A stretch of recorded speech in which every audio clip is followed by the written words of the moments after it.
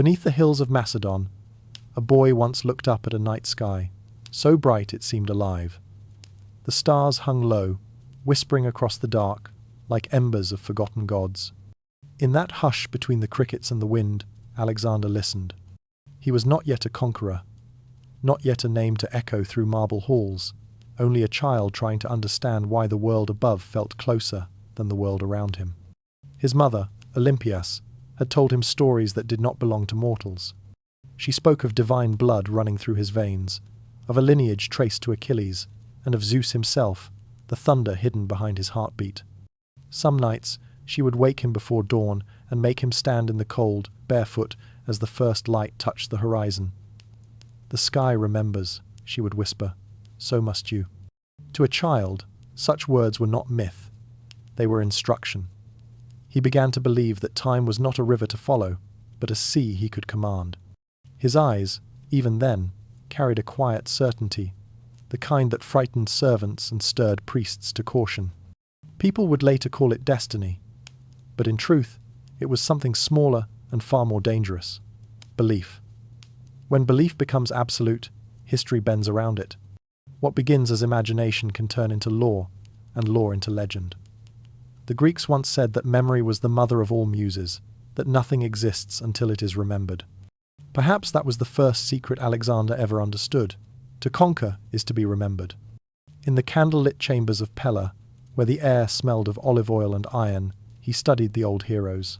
Achilles, who chased glory instead of peace. Heracles, who could not rest even after his labors were done. Their stories were not warnings to him, they were blueprints. Each page, each legend, was a map of the impossible, a chart of how men could force themselves into eternity. He did not yet grasp the cruelty of such a wish. The world would show him that later. For now, he was a boy surrounded by shadows of greatness, learning that to reach the divine, one must first believe they deserve it. Outside, the palace slept, but Alexander did not. The flicker of a lamp on the wall became his heartbeat. He traced constellations with his eyes, imagining their lines as paths he might one day walk. Perhaps every conqueror begins this way in silence, before history knows their name. The stars above Macedon were not ordinary stars, or perhaps they were, and only his gaze made them extraordinary. Either way, they would follow him long after the world forgot their light. Belief has always been the oldest form of rebellion. It makes the impossible look reasonable, and reason itself a kind of cowardice. Olympias knew this, and so did her son. She did not raise a philosopher, she raised a myth made flesh. The more people whispered about his divine birth, the more real it became, until even the gods, it seemed, might have started to listen. And yet, every myth begins the same way, as someone else's story. A mother's voice, a promise in the dark, a name spoken too often until it begins to shape the world. Perhaps destiny is never born in the heavens at all. Perhaps it is planted in the mind of a child who dares to look up and ask why the stars do not move. Soon, that question would demand an answer, and the boy who gazed at the sky would learn that to control his story, he would have to master the tellers of it. The stars above Macedon would fade, but their whisper, the whisper of destiny, would never stop following him. In the pale light of dawn, the palace courtyard of Pella stirred with the low hum of voices. Birds had not yet begun to sing, but a single lamp flickered within the study. There sat Alexander, a boy of sharp gaze and restless hands, listening as Aristotle's calm voice filled the silence. The philosopher's words were measured, flowing like water over stone. He spoke of logic, ethics, and the natural order of things. He spoke of how men were meant to rule, and how reason, not desire, should guide the world. But Alexander's mind wandered. He was not content to understand the shape of the world, he wanted to shape it himself. Philosophy promised wisdom. He sought something greater, permanence. Aristotle had been chosen to teach him moderation, to temper the blaze inherited from Olympias and Philip. Yet each lesson seemed to strike flint against that fire. When Aristotle spoke of the mortal limits of man, Alexander felt the faint sting of insult. For he had been told, since infancy, that he was not merely mortal. His mother had whispered it, his lineage demanded it. How then could he live as a man when his name had already begun to stretch toward divinity? The classroom smelled of parchment and ink, yet for Alexander it felt like a battlefield, The scrolls that surrounded him were not enough. He questioned everything: the nature of fate, the boundaries of truth, the purpose of restraint. Aristotle's patience was vast, but not infinite. To rule others, one must first rule oneself, he would say. Alexander listened, but his silence was not agreement. It was calculation. Rule oneself, yes, but why stop there? Why not rule time itself? He began to find in the heroes of old what the philosophers could not offer, proof that the impossible could be achieved. Achilles, who traded a long life for eternal fame. Heracles, who defied suffering to stand among the gods. These were not stories to Alexander, they were instructions. At night, he would read by lamplight, tracing the names of heroes as if they were ancient doors waiting to be opened. Each tale carved something new into him, a conviction that greatness did not belong to the wise, but to the unafraid. And yet, something else began to take root, a quiet fracture between learning and longing. The philosopher's voice taught him to question the world, his mother's voice taught him to conquer it. Between these two truths, his soul began to split. In the stillness after each lesson, Aristotle would notice the boy's distant stare, not the look of confusion, but of someone already listening to a voice no teacher could silence. Perhaps he sensed it then, that this student would someday test the patience of gods as easily as he tested the patience of men. As Alexander grew older, the classroom walls felt smaller. Lessons turned to arguments. He demanded to know why heroes were mortal, why empires decayed, why even the stars could fade. Aristotle spoke of balance and consequence, but Alexander heard only limitation. The philosopher wished to protect him from hubris. The boy mistook it for fear. In those quiet exchanges, something irreversible formed the belief that wisdom was the armor of the weak, and destiny the weapon of the chosen. There are moments when belief outpaces knowledge, when the hunger to matter becomes stronger than truth itself. In Alexander's youth, that hunger took shape. When he began leading men, still a teenager, his command was not of fear but conviction. His soldiers said he looked at them as if he already saw the victory behind their faces. The power of such a gaze cannot be taught. It can only be believed.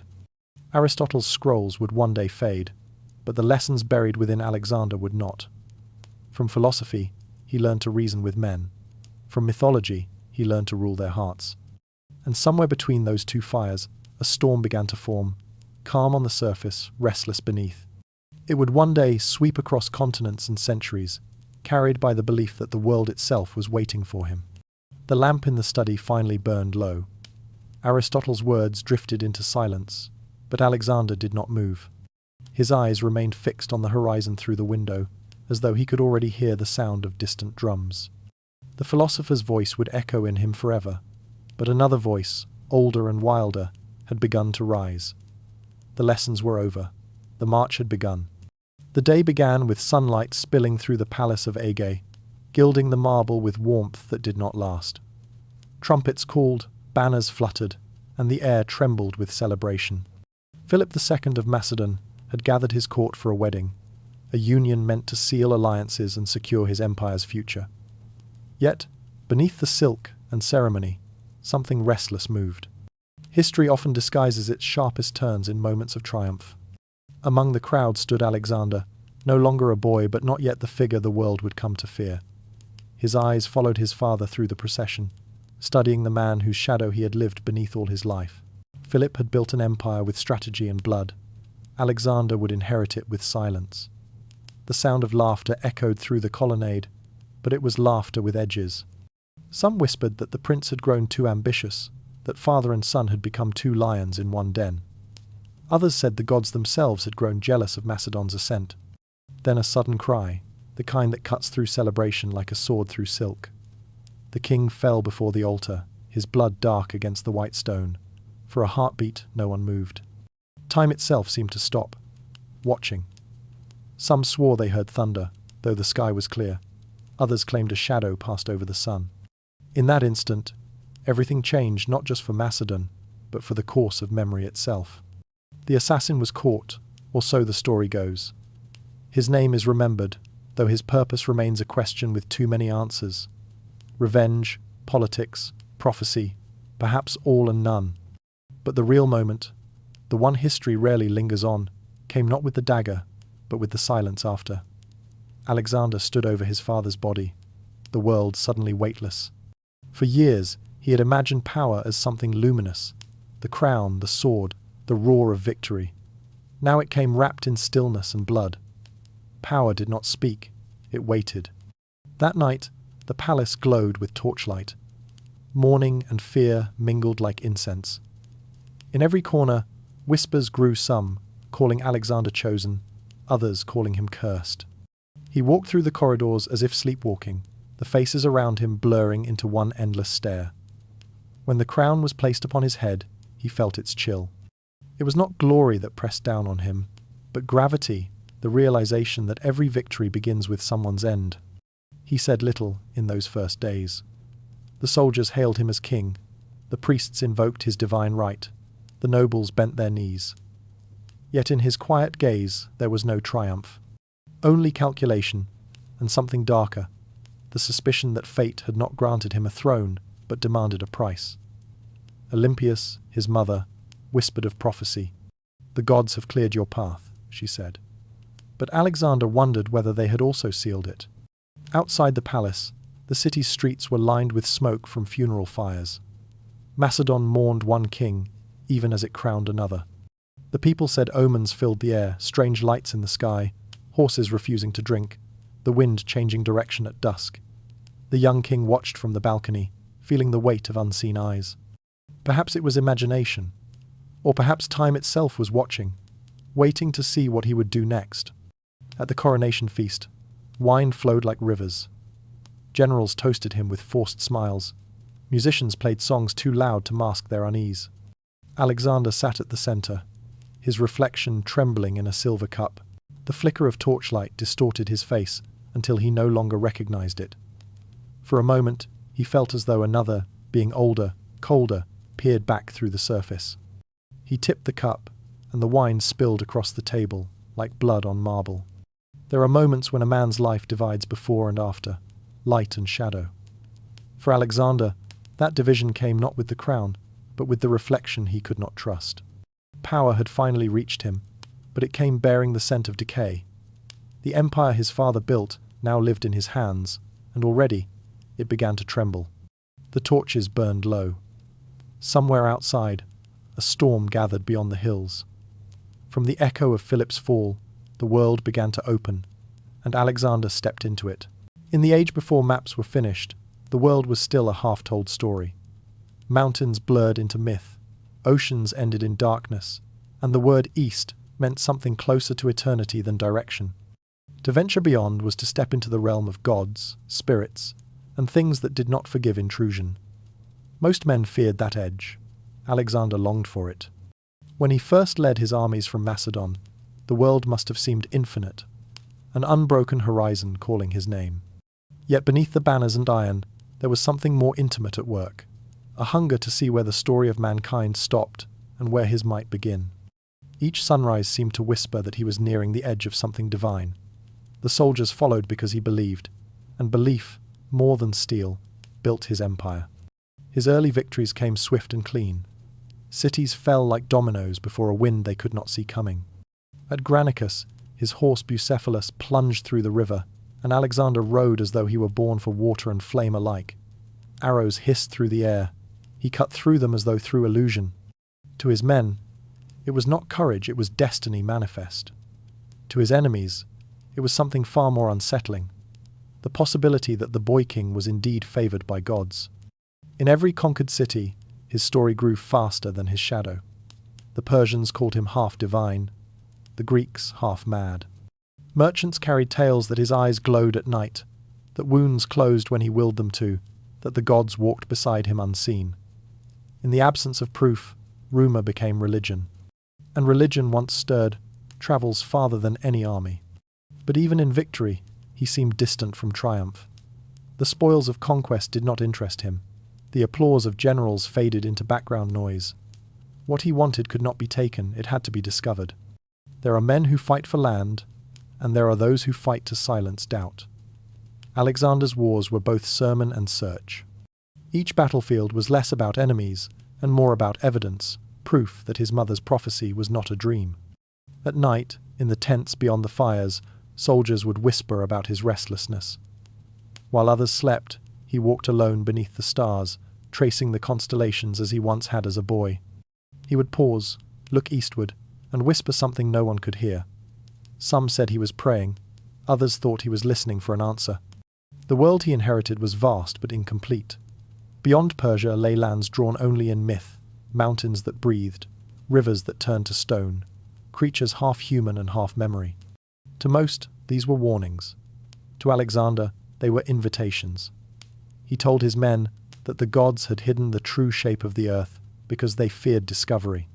That line alone was enough to make men believe they were marching toward eternity. War, in his eyes, became ritual. Every battle began like an offering armor gleaming in the dawn, the first spear thrown in reverence rather than rage.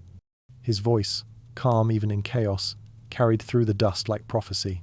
He fought at the front, not because he needed to, but because something inside him demanded proximity to the moment where life and death touched. In that fleeting space, he felt closest to the divine. Yet there were moments quiet, private moments when even he hesitated. On the edges of newly conquered lands, he would stand before unfamiliar mountains or endless seas, and stare as if trying to read the world's last sentence. Perhaps he feared it would end before his name was written upon it. Or perhaps he feared it never would. Still, he pushed on. The world ended only where belief did, and Alexander's belief was bottomless. The further he went, the more reality seemed to bend. What began as conquest turned into a chase for something that had no map, the horizon itself. Each victory pulled him farther from home, deeper into legend, until the line between man and myth began to dissolve. The fires of camp flickered against the wind as the narrator's voice lowers, almost to a whisper. The boy who once dreamed beneath Macedon's stars now marched beneath foreign constellations, certain that beyond the next river, the next mountain, the next dawn, the gods themselves were waiting. The Persian Empire awaited, and with it, a mirror he could not yet see. The desert wind carried the taste of iron and dust. Beneath it moved two armies, one vast and disciplined, the other lean and burning with purpose. Between them stood the invisible weight of centuries. On one side, Darius III, King of Kings, heir to an empire so ancient it had forgotten its own beginning. On the other, Alexander, son of Philip, son of myth, son of prophecy. To the world, it was a war between men. To time, it was a duel between past and future. Darius represented everything, fixed the old world, carved in stone and ritual. He was a man taught to preserve, not to dream. His throne was gilded with order. His power rested on the idea that the universe itself had already chosen its master. But Alexander was the storm that order had prayed never to meet. His march across the known world was not simply invasion, it was creation through destruction, the rewriting of what history thought unchangeable. The morning of Gaugamela began like a painting quiet sky, low mist, and the steady breath of thousands waiting for the command. The Persians stretched across the horizon, a living tapestry of armor, banners, and elephants gleaming under dawn.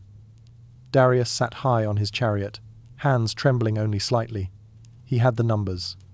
He had the legacy of empires behind him. Yet he also had the sound of something new approaching, not an army, but an inevitability.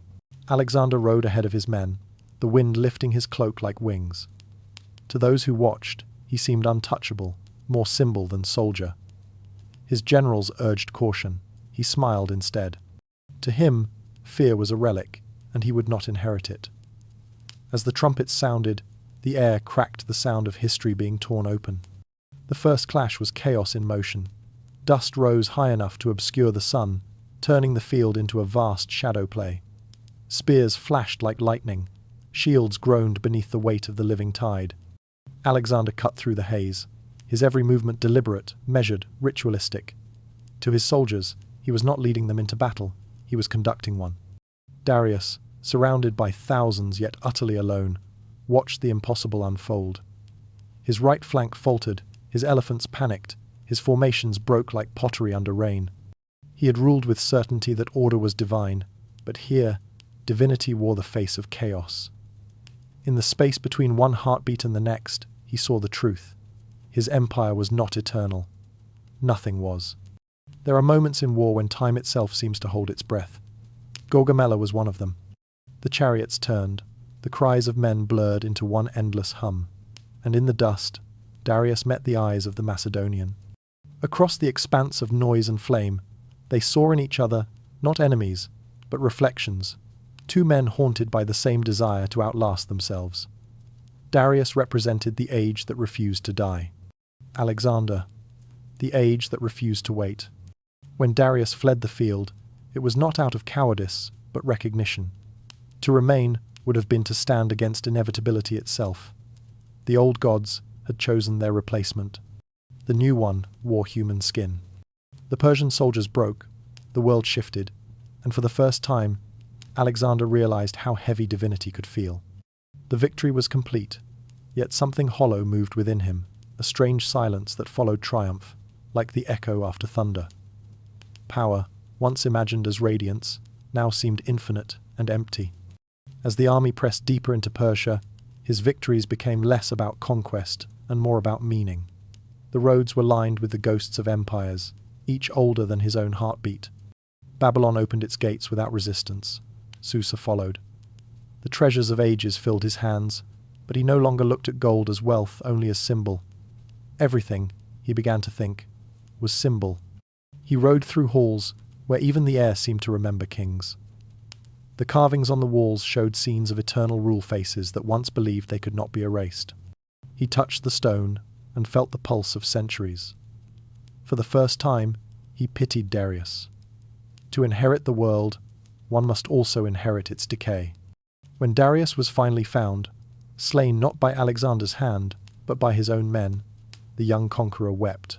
History would remember his grief as theatre, but it was genuine not for the man, but for the vanishing of what had once seemed indestructible. In Darius's death, he saw the reflection of his own eventual silence. The god within him trembled. In Persepolis, the heart of Persia, Alexander's march paused. The city was more than capital. It was an idea carved in marble, a monument to the permanence he had just shattered. The halls glowed with the memory of rulers who had once claimed the same eternity he now pursued. The air itself felt sacred. His men celebrated. Their laughter echoed through columns older than their language. But Alexander walked alone, his shadow bending against the torchlight. Some say the decision to burn Persepolis came in drunken impulse. Others say it was deliberate, a ritual offering to eternity itself. The truth, perhaps, lies somewhere in between, as most truths do. That night, torches were raised, oil was poured, and the city that once defied the ages began to burn. The flames moved slowly at first, crawling along the wooden beams and painted ceilings, then rising with the wind into towers of living gold. The sound was like breath, the deep, rhythmic exhale of something ancient surrendering. Alexander stood before it, motionless. To his soldiers, it looked like triumph. To him, it felt like confession. Every crack of timber was a reminder that nothing resists time, not even those who claim to rule it. In the glow of the fire, his armor gleamed red, a reflection of the city's last heartbeat. He thought of Darius, of the men who built these palaces, believing they could contain eternity. Perhaps the gods had never left. Perhaps they had only changed names. And now, he wondered, had he become one of them, or their next victim? The night stretched long. The city's towers fell one by one, each collapse sounding like a door closing somewhere in the dark. The air filled with ash, the smell of cedar and gold melting together. Soldiers drank and sang to drown out the unease. But even in celebration, they could not look away from the fire. It was too human to be divine, too divine to be human. Alexander's gaze lingered until the last spark faded. In that silence, he saw what no conqueror should see, the reflection of his own impermanence. The flames that devoured Persepolis would not stop with stone, they would move on, carried in stories, in songs, in the trembling memory of those who watched. History would call it vengeance. Poets would call it purification. But perhaps it was something simpler, a gift to time itself, a city offered in exchange for remembrance. He turned away before dawn, the ash settling over his shoulders like a second crown. Behind him, Persepolis smouldered, a monument not to destruction, but to the desire to be eternal. And in that burning light, the young king's face looked less human than ever.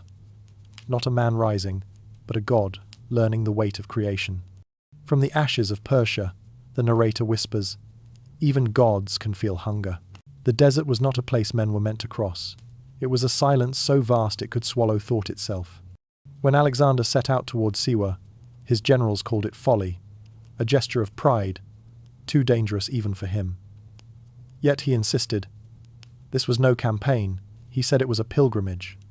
He had conquered empires, but now he sought the one thing victory could not give: confirmation that the voice inside him was divine. The sun became his first adversary. It hung motionless above the dunes, a god of fire watching without mercy. The air shimmered, bending light and distance until the horizon itself became a lie. Days stretched thin, measured not by time but by thirst. The soldiers spoke less with each passing hour, their mouths cracked, their thoughts melting into delirium. Horses stumbled. Shadows lengthened even at noon. The desert did not kill, it erased.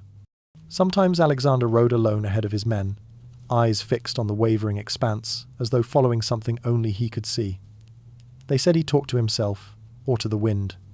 The historian Callisthenes later wrote that Alexander's gaze seemed to cut through the heat like a blade through water, focused, fevered, unstoppable. Others whispered that he was listening for an answer, though none dared to ask what question he had posed. At night, the sky above Siwa flared with so many stars it seemed the heavens had opened. The soldiers lay sleepless beneath them, dreaming with their eyes open. Alexander walked among them, his armor reflecting constellations Orion, Perseus, Heracles. He traced them as he once had as a boy in Macedon, only now he looked not upward but inward. He was chasing a memory older than himself, the echo of his mother's words, "The sky remembers, so must you." By the fourth day, supplies ran thin. The desert began to play tricks. Some men swore they saw rivers glistening just beyond reach. Others heard voices calling from the dunes. The campfires flickered blue, unnatural, as if feeding on something unseen. Alexander did not falter. He seemed nourished by the very heat that broke his men. When a sandstorm rose, a wall of golden shadow, he did not turn back. He shouted into the wind, a command not to nature but to fate itself. And the storm, impossibly, parted. The soldiers followed, blinded and trembling, half in awe, half in terror. By the time they reached the oasis of Siwa, they no longer marched as men, but as pilgrims moving through a dream. Palm trees rose like ghosts. Water shimmered between rocks, cool and impossible. The Oracle of Ammon waited in a temple, carved from silence. Its priests came forward, faces hidden behind veils of linen and dust. Incense filled the air, sweet and dizzying, carrying whispers in languages older than Greece. Alexander stepped inside alone. The torchlight trembled, painting the walls with shapes that moved when he did not. He approached the inner chamber, where the priest or perhaps something beyond him awaited. No words from that meeting survive in certainty. Some say the oracle greeted him as the son of Zeus Ammon. Others say he asked whether all his father's killers had been punished, and the god replied, "Your father is not mortal." Whatever truth passed between them, it was enough to change him. When he emerged, the soldiers noticed the difference. His eyes burned with an unfamiliar calm, as though he had glimpsed something terrible and beautiful all at once. He spoke little, only murmured that the gods had recognized him. One general dared to ask what that meant. Alexander smiled faintly and said, "It means the world was right to obey." But what did he truly hear in that chamber? The desert keeps no witnesses. Perhaps the priest, sensing his hunger, gave him the answer he sought. Perhaps Alexander, exhausted and half delirious, heard only his own echo coming back in divine disguise. Or perhaps the gods, ever hungry for new myths, found in him the perfect vessel. The line between revelation and self-hypnosis is thinner than sand underfoot, and in that moment it vanished. The journey back was quieter.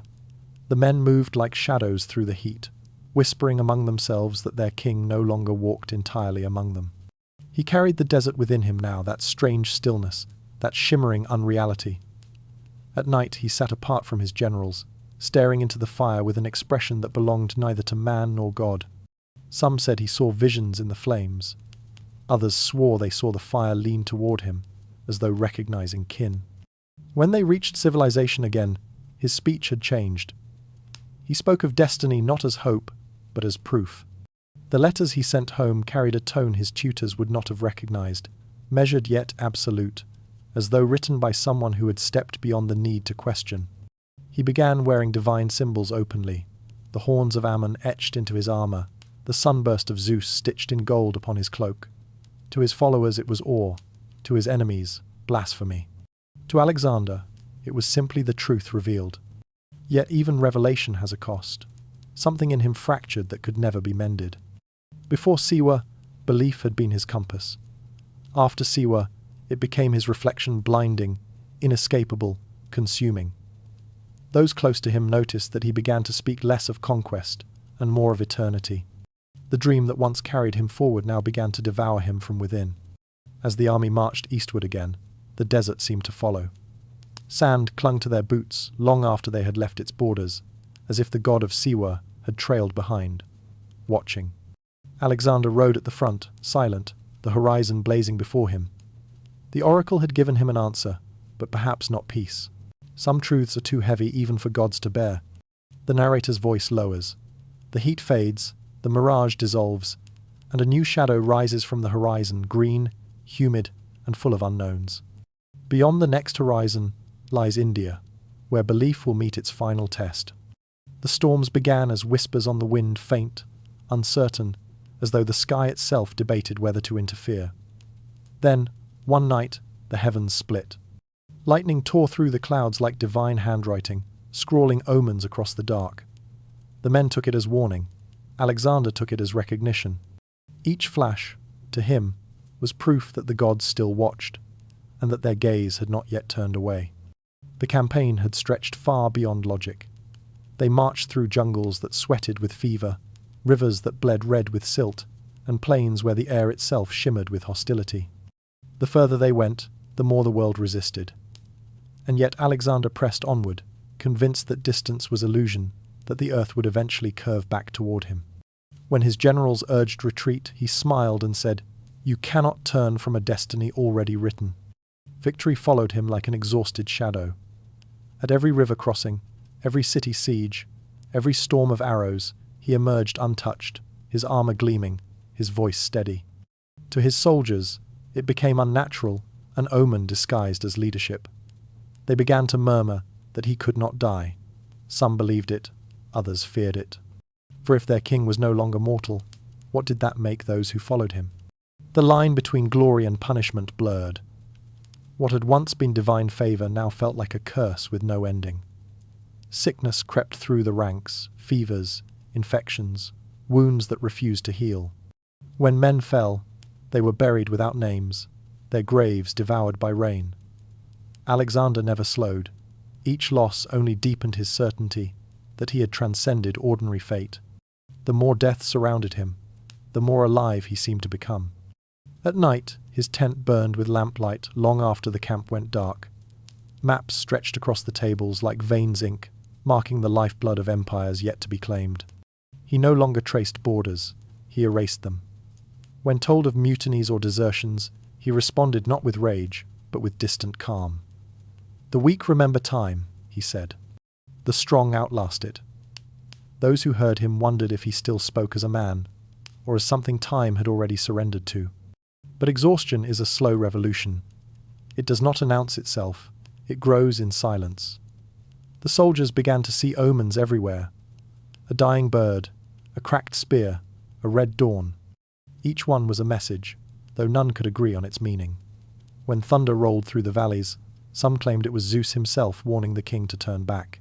Others said it was the sound of the world breaking under his footsteps. One night, a soldier found a star falling across the sky, a streak of white fire that vanished before it could be named. He told the others it was Alexander's soul escaping its body, proof that no man could burn forever. Word spread through the camp like smoke. By morning, no one spoke above a whisper. When Alexander emerged, radiant and calm, the silence thickened. It was as if even disbelief had grown afraid of him. He began to walk among the sick and dying, touching their foreheads, murmuring words no one recognized. Some said the fevers broke at his touch. Others said the men simply stopped struggling. Faith, like flame, can warm or consume, and his men were burning. Their devotion no longer felt like loyalty, but hypnosis. They followed him less out of obedience than inevitability, like sparks trailing a comet they could not escape. But even comets fade. The deeper they marched into the east, the stranger the world became. Monsoons swallowed the horizon. Lightning crawled along the ground like living veins. The rivers swelled until the earth itself seemed to resist his passage. Horses drowned in mud. Weapons rusted in men's hands. The sky turned the color of copper, and the air smelled of storms and rot. Time, that unseen enemy, had finally found a battlefield it could claim. Still, he pressed on. In his eyes burned the same fever that had once guided him through Siwa's mirage. To retreat would be to admit mortality. To rest would be to invite decay. His victories no longer satisfied him. They merely postponed an ending he refused to acknowledge. When a thunderstorm shattered the camp one night, tearing through tents and scattering fires, Alexander stood alone in the downpour, arms raised. The lightning struck so near that his cloak caught flame. He did not move. To his men, it looked as though he was commanding the storm itself. To others, it looked like surrender. In the quiet that followed, the army began to break. Men deserted in the rain, disappearing into the jungle without a word. Those who remained watched their king with awe and terror, unsure whether he led them or haunted them. He spoke less, but when he did, his words carried an eerie finality. "We are close," he whispered once to Hephaestion. "Closer than men should go." Hephaestion asked. "To what?" Alexander smiled. "To the place where even gods turn back." When Hephaestion died soon after fever or fate, no one could say the king's calm shattered. For days, he neither ate nor spoke. The soldiers watched as he built a pyre that stretched toward the clouds, a monument that seemed meant for both of them. When the flames rose, they reflected in his eyes, like the ghosts of all he had lost. From that night on, something in him changed. The light remained, but it flickered. He fought again, of course. He conquered again. But each victory felt smaller, each celebration quieter. The men who once chanted his name now whispered prayers for survival. They no longer saw a god before them, only a man fighting the impossible and winning too long. Time, the one adversary he could not meet on the field, had begun to surround him in silence. The narrator's voice slows, almost tender. There is a kind of mercy in limits, but Alexander no longer knew how to stop. Every breath became a battle against erasure. Every sunrise, another reminder that immortality demands more than conquest. It demands disbelief in the world itself. And so he marched, thinner now, paler, the lines around his eyes deeper than victory should allow. Each step was both triumph and toll. The rains followed him like memory, relentless and cleansing, until even the mud seemed to whisper his name. How long can one man outrun the clock he swore to destroy? Perhaps only until the thunder falls silent. And when it finally does, the world will wait holding its breath for whatever rises next from the storm. The monsoon arrived before the war. It swept across India like a god unchained, tearing at the sky, flattening forests, and drenching the earth until even the rivers forgot their shape. The men had never seen such rain. It did not fall, it devoured. Tents sank into the mud, armor bloomed with rust, and every breath carried the taste of iron and rot. Yet still, Alexander marched. He had fought kings and empires, ghosts and time itself, but never the sky. Each dawn, clouds gathered like witnesses, thick and bruised, ready to pass judgment. Thunder rolled in the distance, patient and heavy, as if the heavens were debating whether to intervene. The air was electric with meaning. The further he moved into the Punjab, the less the war felt like conquest, and more like intrusion, a trespass against the living world. The army's boots sank deep into the earth, leaving behind trails that vanished as quickly as they were made. To Alexander, it felt like an omen. Time itself was trying to erase his path even as he walked it. But he pressed on, chasing an unseen horizon that shimmered through rain. Word came that King Porus waited ahead, with elephants large enough to shake the ground and soldiers who worshipped the storm. Alexander smiled. After all, hadn't he once been called the Son of Thunder? When the two armies finally met at the banks of the Hydaspes River, the storm broke open. The world turned grey.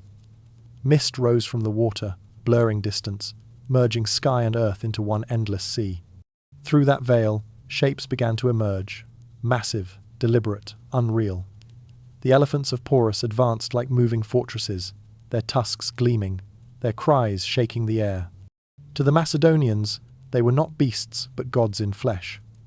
The river between the armies surged, swollen by the rain, as if the heavens themselves were trying to keep them apart. Alexander stood at the river's edge, soaked to the bone, his cloak clinging to him like shadow. For a moment, he looked almost human again, a figure dwarfed by the enormity of creation. Then, with a gesture, he ordered the crossing. The soldiers followed him into the torrent, slipping, shouting, clutching their shields against the current. The storm swallowed their voices. Lightning flashed, and in that instant, the world became sculpture men. Water, sky, and beast, all frozen in a single blinding frame. The battle that followed defied understanding. Horses reared against elephants, spears shattered against armor. The ground itself seemed to bleed mud.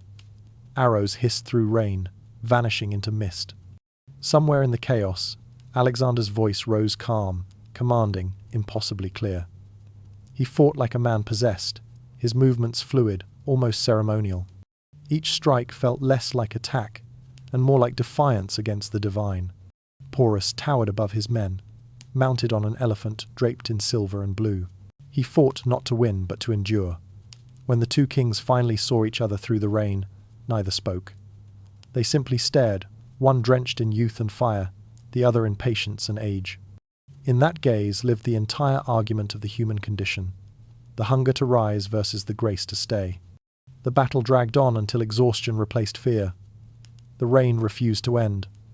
The river swelled, swallowing the dead without ceremony.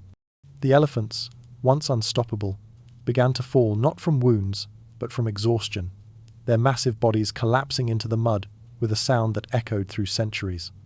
When Porus was finally taken, he did not kneel. He looked at Alexander, bleeding yet unbroken, and said only, "Treat me as a king." And Alexander, for once, did. Victory came quietly. No cheers, no triumph, only the endless sound of rain. The men waited for celebration, but their king remained still, staring into the sky as if expecting it to answer. Perhaps it did. The thunder rolled once more, long and low, neither approval nor warning, only acknowledgement. The conqueror had met his match, not in battle, but in meaning. He walked through the field after the fighting ended. The rain had turned the ground into a mirror. Every step he took rippled with distorted reflections, soldiers, clouds, corpses, and himself, all melting together. The world no longer had edges, everything blurred. For the first time, Alexander seemed uncertain whether he had won or merely survived. Later that night, the fires sputtered and died in the wet air. The soldiers huddled under scraps of canvas, their dreams filled with thunder. In his tent, Alexander sat alone. A map lay open before him, the ink bleeding where rain had touched it. Whole kingdoms dissolved under his fingers. He stared at the spreading stain, mesmerized. How easily the world disappears, he thought. How quickly victory becomes shadow. Outside, the river roared, swallowing its banks. A torch flickered beside him, its flame bending as if bowing to the wind. He reached out and cupped it with his hands. For a heartbeat, the fire steadied, trapped between his fingers but only for a heartbeat. Then it hissed out, leaving only the smell of smoke. He stared at the curl of it, thin and vanishing, and realized that even light obeys time. The narrator slows, voice hushed, almost reverent. Every empire meets its silence differently. Some crumble in rebellion, others drown in luxury. Alexander's began to fade under rain. The heavens had not stopped him. They had mirrored him, relentless, vast, unknowable. He had fought the sky and won, but what he defeated was the illusion that victory could last. When dawn came, the clouds began to thin. The light was pale, uncertain, as though afraid to return. The soldiers packed what they could, their faces hollow, their triumph washed away. Alexander stood by the river one last time, watching the current carry the remnants of battle downstream, shields, branches, perhaps a crown. He thought of Siwa, of the Oracle, of the voice that once told him he was more than mortal. The memory felt distant now, almost cruel. The rain eased into drizzle, then silence. The mist lifted, revealing a landscape stripped of colour. The king turned away, his reflection dissolving in the water. The narrator whispers, "When even the sky fights back, does victory still mean survival?" The question lingers, unanswered, carried on the wind as the army begins to move again. From behind them, the storm recedes, but ahead lies a different kind of darkness. As the rain fades, the voice softens once more. Even legends must walk home. The desert waited for them like a patient god. It did not roar or strike. It simply opened its mouth and breathed heat. The men stepped into that breath and vanished, one by one, swallowed by light. The Gedrosian desert had no mercy and no memory. It cared nothing for kings or conquests. Here, even echoes died quickly. They marched because there was no other direction left. The jungles of India lay behind them, the edge of the world finally found and found wanting. Ahead stretched the empty silence of sand and wind. The sky was colourless, the ground shifting beneath their feet, as though the earth itself wanted to unmake their footprints. Each step cost something: water, blood, the illusion of immortality. The soldiers began to stop speaking. Their faces cracked beneath salt and sun, lips blistered, eyes burned, the air itself ablaze. Alexander rode in silence, his armour long discarded, his crown replaced by dust. The gods, it seemed, had withdrawn their favour. The same man who had crossed continents now struggled to cross a mile. Even the wind mocked him, whispering, reshaping dunes behind him as if erasing his passage in real time. At night, the horizon bled red, then black. Fires refused to burn. The stars hung cold and distant, indifferent witnesses. Some said they heard voices beneath the wind, whispers that sounded like the names of the dead. Others said they saw figures walking beside them. Soldiers already gone, their faces hollow, their footsteps leaving no trace. The desert had begun to mirror their dreams. The historians would later call it a miscalculation. But perhaps it was something else, a pilgrimage without purpose, a test set by time itself. In that emptiness, Alexander began to see more clearly than he ever had in battle. The world he had conquered now seemed far away, like a story he had read in childhood. Empires were not eternal, he realized.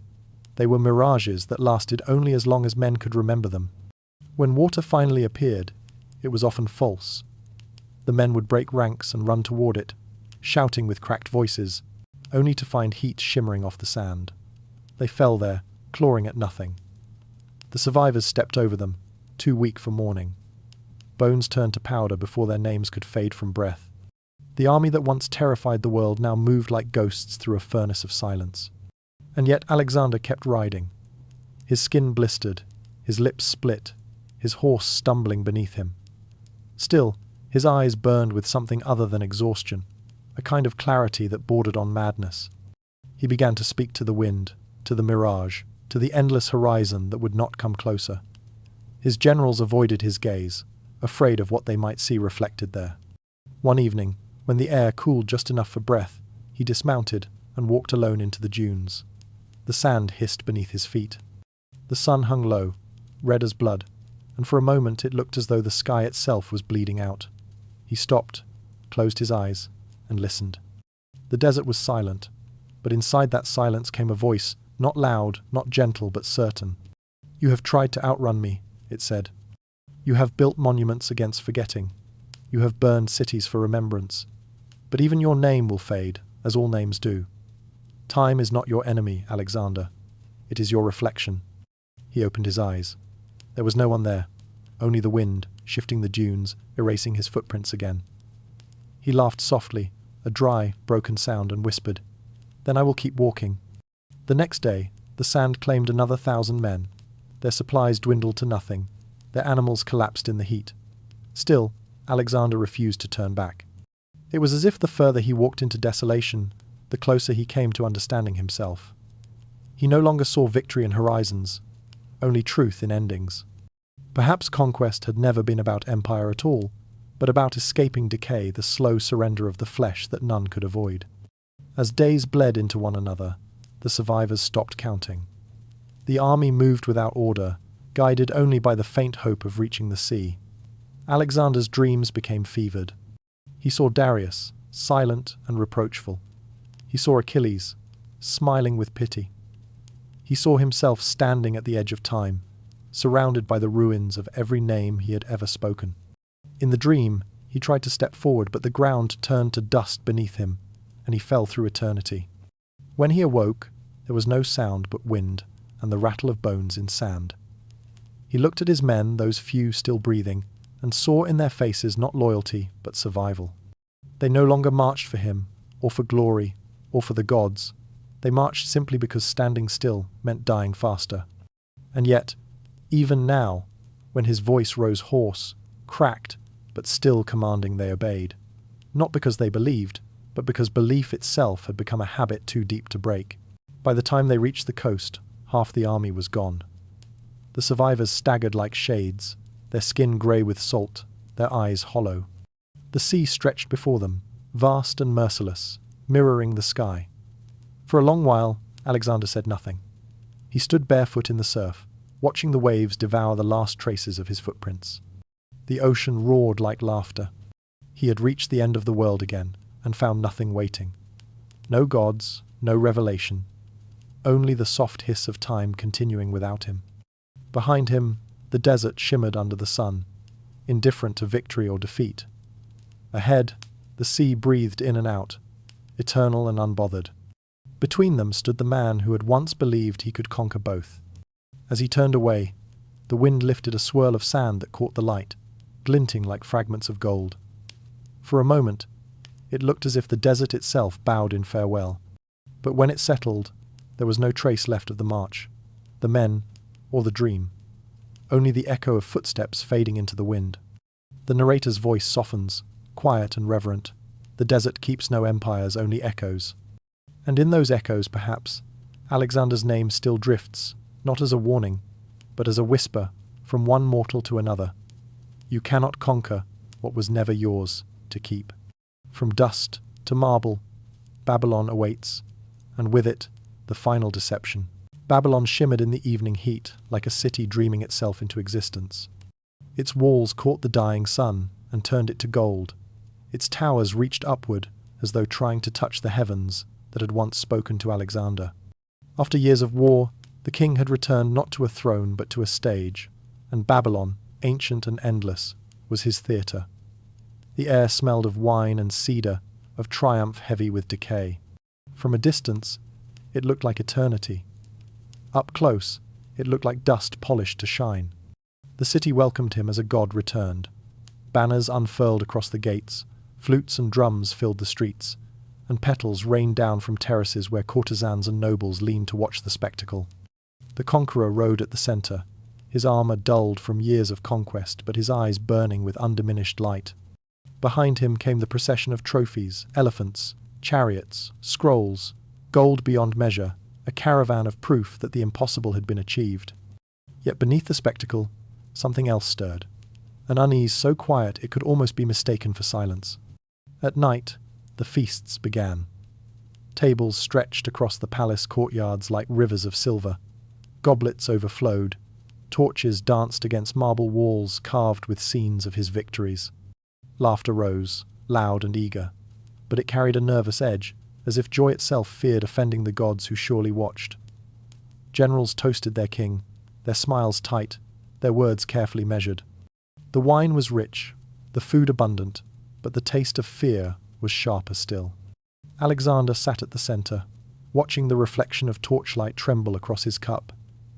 The hall shimmered with movement, yet all he could feel was stillness, that haunting pause between heartbeat and echo. The laughter around him sounded distant, rehearsed. His generals whispered behind the noise. The priests stared too long. Even the musicians seemed to play slower, as if time itself had begun to drag its feet. He raised his glass and spoke, his voice calm, deliberate, carrying the weight of prophecy rather than command. "We have crossed the edge of the world," he said, "and found nothing there that could contain us. What remains now is not conquest, but remembrance." The words hung in the air like smoke. The men applauded, but it was a hollow sound, They drank to his name, to eternity, to empire, and in doing so, tried not to notice that eternity was already thinning around them. Outside, the Euphrates shimmered in the moonlight. The gardens breathed with the scent of night flowers, and statues of long-dead kings glowed faintly under the torchlight. Babylon had seen so many conquerors that it no longer believed in permanence. The city simply watched, waiting for this one to fade like the rest. Inside, the feast swelled with spectacle. Dancers moved like reflections on water. Poets recited verses that turned victory into myth. Alexander listened, smiling, but the words no longer fed him. He had become a man full of his own legend, and legends, once complete, leave no room for breath. Each praise felt like a chain, each cheer an echo closing in. Somewhere in the hall, a cup fell a small sound, but it cut through the noise like prophecy. The music faltered, then resumed, softer. The moment passed, but not for him. He began to notice details others ignored. The slow guttering of torches, the flicker of shadows stretching longer than their sources, the faint tremor in his hand as he lifted his cup again. The gold on the table gleamed too brightly, as if trying to disguise its own emptiness. He thought of Siwa, of the oracle's voice, of the promise that he was divine. If that were true, why did he now feel so human? His mind drifted through the faces of his companions, Ptolemy, silent and calculating, Seleucus, pretending laughter, Cassander, eyes downcast but watching. These were not the faces of loyalty, nor of rebellion. They were the faces of men who had begun to imagine a world beyond their king. Even Hephaestion's absence, still heavy in the air, pressed on him like a bruise. The chair beside him remained empty, untouched. The feast roared around that emptiness, as though trying to fill it. Alexander stood and lifted his cup once more. The hall quieted. He spoke of unity, of blending nations, of creating an empire where Greek and Persian would live as one. His words shimmered with conviction, but their roots were weary. The soldiers wanted home, the nobles wanted division, and the gods, if they still listened, remained silent. He looked out across the hall and, for the first time, felt the strange sensation of speaking to ghosts. Later, as the feast dimmed into murmurs, he wandered out to the balcony. The city below was a web of light and sound. The wind carried faint strains of music, and the laughter of those too far away to fear. The stars above seemed smaller than before, crowded by the glow of human fire. He thought of all the cities he had built and burned, all the names he had turned to myth. And yet here, surrounded by splendor, he felt the first true chill of mortality. A servant approached with a torch. The flame wavered, reflecting in Alexander's eyes two small suns caught in shadow. "My king," the servant whispered, "the wine grows cold." Alexander turned, smiling faintly. "So does the world," he said, and the servant withdrew in silence. Behind him, the hall had quieted into exhaustion. The generals lingered at the edges, their voices low, their plans unspoken but already alive. The great feast, meant to crown eternity, had instead become a funeral for belief. Time, that invisible assassin, had entered the room unnoticed. Every candle that flickered was a reminder that even gods cast shadows, and shadows, too, lengthen with age. He returned to his seat but did not drink again. The cup sat before him, untouched, the surface of the wine dark and still. In its reflection, he saw not a conqueror, not a god, but a man lit by too many flames. The image wavered, distorted by a single drop falling from the ceiling rain from a crack in the marble, or perhaps the first tear of the night. The narrator's voice softens, almost like a prayer. What if eternity dies the moment you try to possess it? Alexander's gaze remained on the dark wine, its stillness deep as an abyss. The laughter behind him faded into silence, leaving only the sound of torches sighing in their brackets. The light trembled, then steadied. The feast was over. The conqueror sat alone at his own altar, crowned in silence, his empire heavy with ghosts. The narrator exhales one last line. The feast fades into silence, and somewhere deep within the palace, a fever begins to rise. The fever began as a whisper, a soft, trembling at the edges of thought. At first, no one noticed. Alexander had been tired before, his body worn thin from years of hunger disguised as ambition. But this was different. The warmth in his skin deepened into heat, the kind that glows from within, the kind that cannot be touched without consequence. Still, he refused to rest. He summoned his generals, gave orders, planned new campaigns. The maps of Arabia lay spread across his table, the ink still wet. The world was not yet enough, but the fever grew bolder. His voice, once the command of empires, began to thin, unraveling into silence. The physicians came, whispering words that could not cure belief. They offered herbs, prayers, omens. None could explain why their immortal king had begun to falter. Some said poison, others said the gods had withdrawn the light they once gave. Yet the truth, perhaps, was simpler, that the body had finally remembered what the soul refused to admit. Outside the palace, Babylon burned with celebration. Drums, songs, feasts. The empire still believed its heart could not stop beating. Inside, in a quiet chamber heavy with incense, Alexander lay motionless, the air thick with the scent of oil and sweat. His generals came in pairs, pretending composure, each wondering who would hold the world when his hand released it. He looked at them and smiled not as a ruler, but as a man seeing his reflection split into fragments. "Who will succeed you?" one finally asked. His lips moved barely.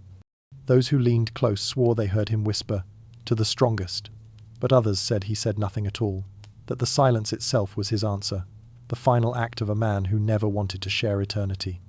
For 12 days, the fever danced with him. His eyes burned with delirium, seeing things no one else could see.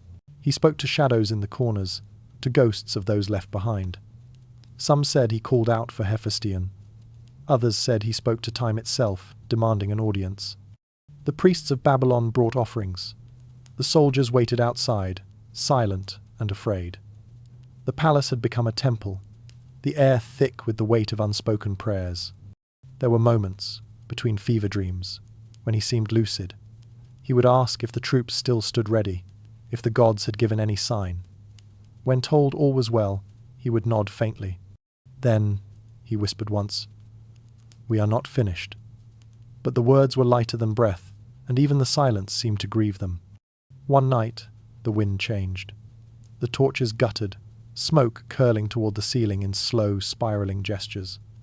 The walls seemed to hum with something ancient and unseen, not mourning, but waiting. The generals gathered again, arguing in whispers. Some claimed the king still breathed, others swore they saw his spirit already walking the corridors. In that confusion, a strange calm settled. Perhaps death had entered, not as an enemy, but as a guest too long expected. When the end came, it was quiet. No thunder, no cry, no prophecy fulfilled. Just a single breath, shallow, uncertain, and then none. The world did not shatter. It simply paused, unsure of how to move without him. The silence that followed was not grief, it was disbelief. Even the air seemed unwilling to accept it. But outside the chamber, life continued. Soldiers drank to his name, unsure whether to mourn or celebrate. The generals began to whisper of divisions, of borders redrawn, of the spoils of eternity. The empire, vast and glittering, fractured before his body cooled. Like constellations torn apart, his legacy scattered into kingdoms, each claiming his light as their own. In death, he multiplied. The priests embalmed him according to divine right, anointing his body with oil and gold dust. His skin, pale and cold, shimmered under the lamplight less corpse than statue, as though refusing to decay. Word spread that his flesh did not rot, that his face remained serene, that the gods had preserved him for some unknown purpose. Pilgrims came to see him, trembling before the stillness. In his final form, he seemed to confirm everything he had ever believed, that even mortality could be conquered if one believed hard enough. The people wept in every language he had conquered. Poets compared him to Achilles, to Heracles, to the sun itself. The soldiers spoke of dreams in which he appeared, radiant and unbroken. They said he rode through the clouds, sword in hand, leading them still.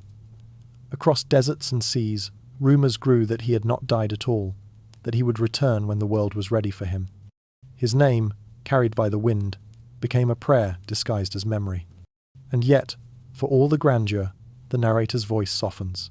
Perhaps there was no poison, no curse, no divine abandonment.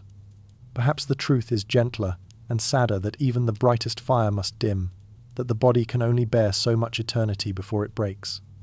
Alexander's greatest battle was not against empires or kings, but against the quiet truth that everything ends. In that war, he did not lose. He simply lingered longer than most. As centuries passed, his image refused to fade.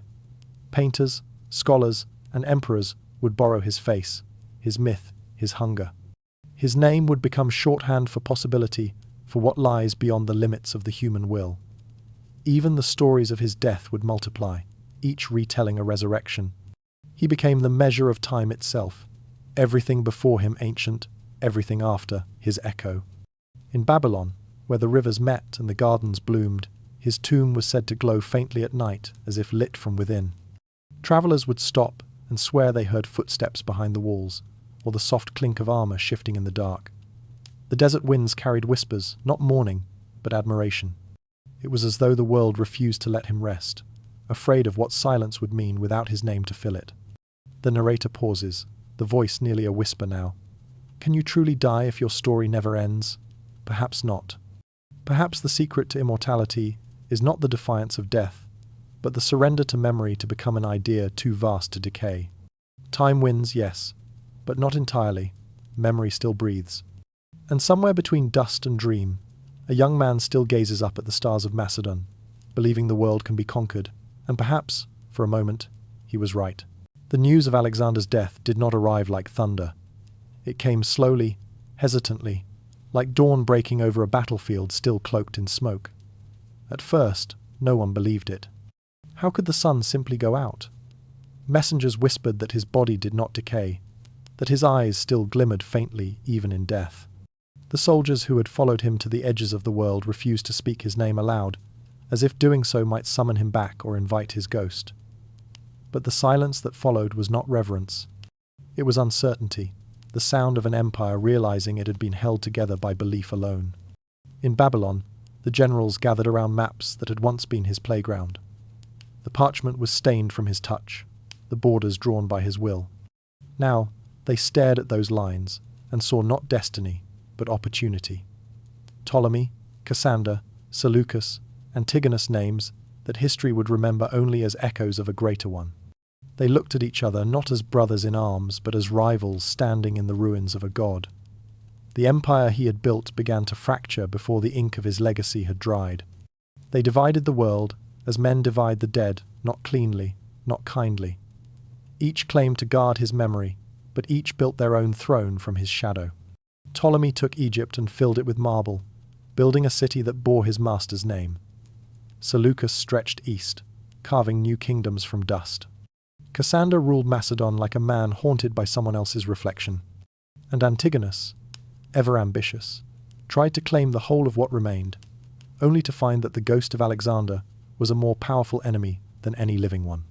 The world that followed was strange, shimmering like a mirror cracked but still reflecting the same image from every angle. Cities rose in imitation of those Alexander had built. Statues multiplied not to honor him, but to borrow his immortality. His face appeared on coins, in temples, even in the dreams of kings who had never seen him. Every war that followed, every treaty signed, carried a trace of his voice, as if the air itself still whispered his name. Yet the narrator's tone grows softer. What haunted them was not only memory but inheritance. They had inherited his hunger. Each general carried a fragment of that unending desire to rule, to expand, to be remembered. Like shards of a broken mirror, they reflected his ambition without his vision. The result was chaos, glittering and tragic.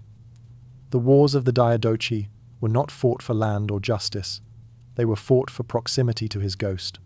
In Egypt, Ptolemy built a tomb unlike any other, a golden sarcophagus beneath a temple that glittered even in moonlight. He paraded Alexander's body through the streets, wrapped in silk and legend, turning death into spectacle. Crowds lined the roads, weeping not for loss but for awe.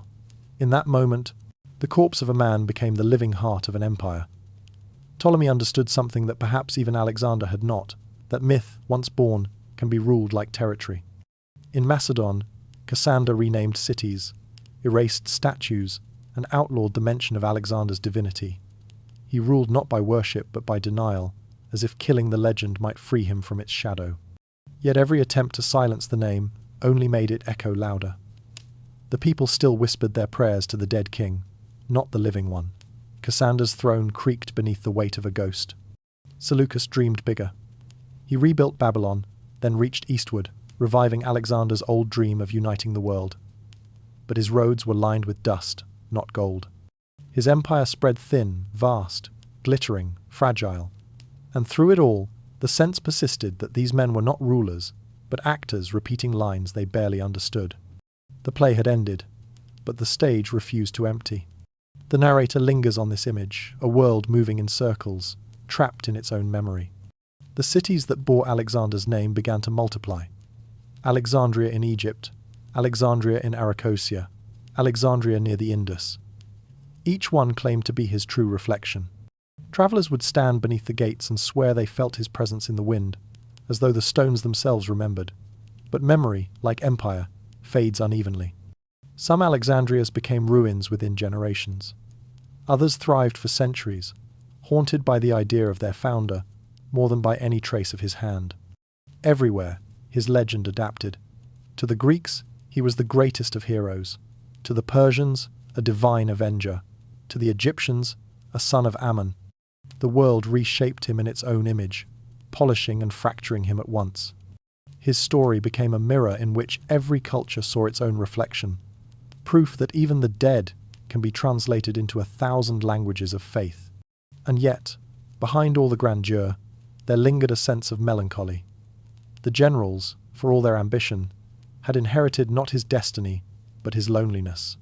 Each ruled alone, suspicious of his allies, surrounded by marble and silence. The farther they expanded, the smaller they felt.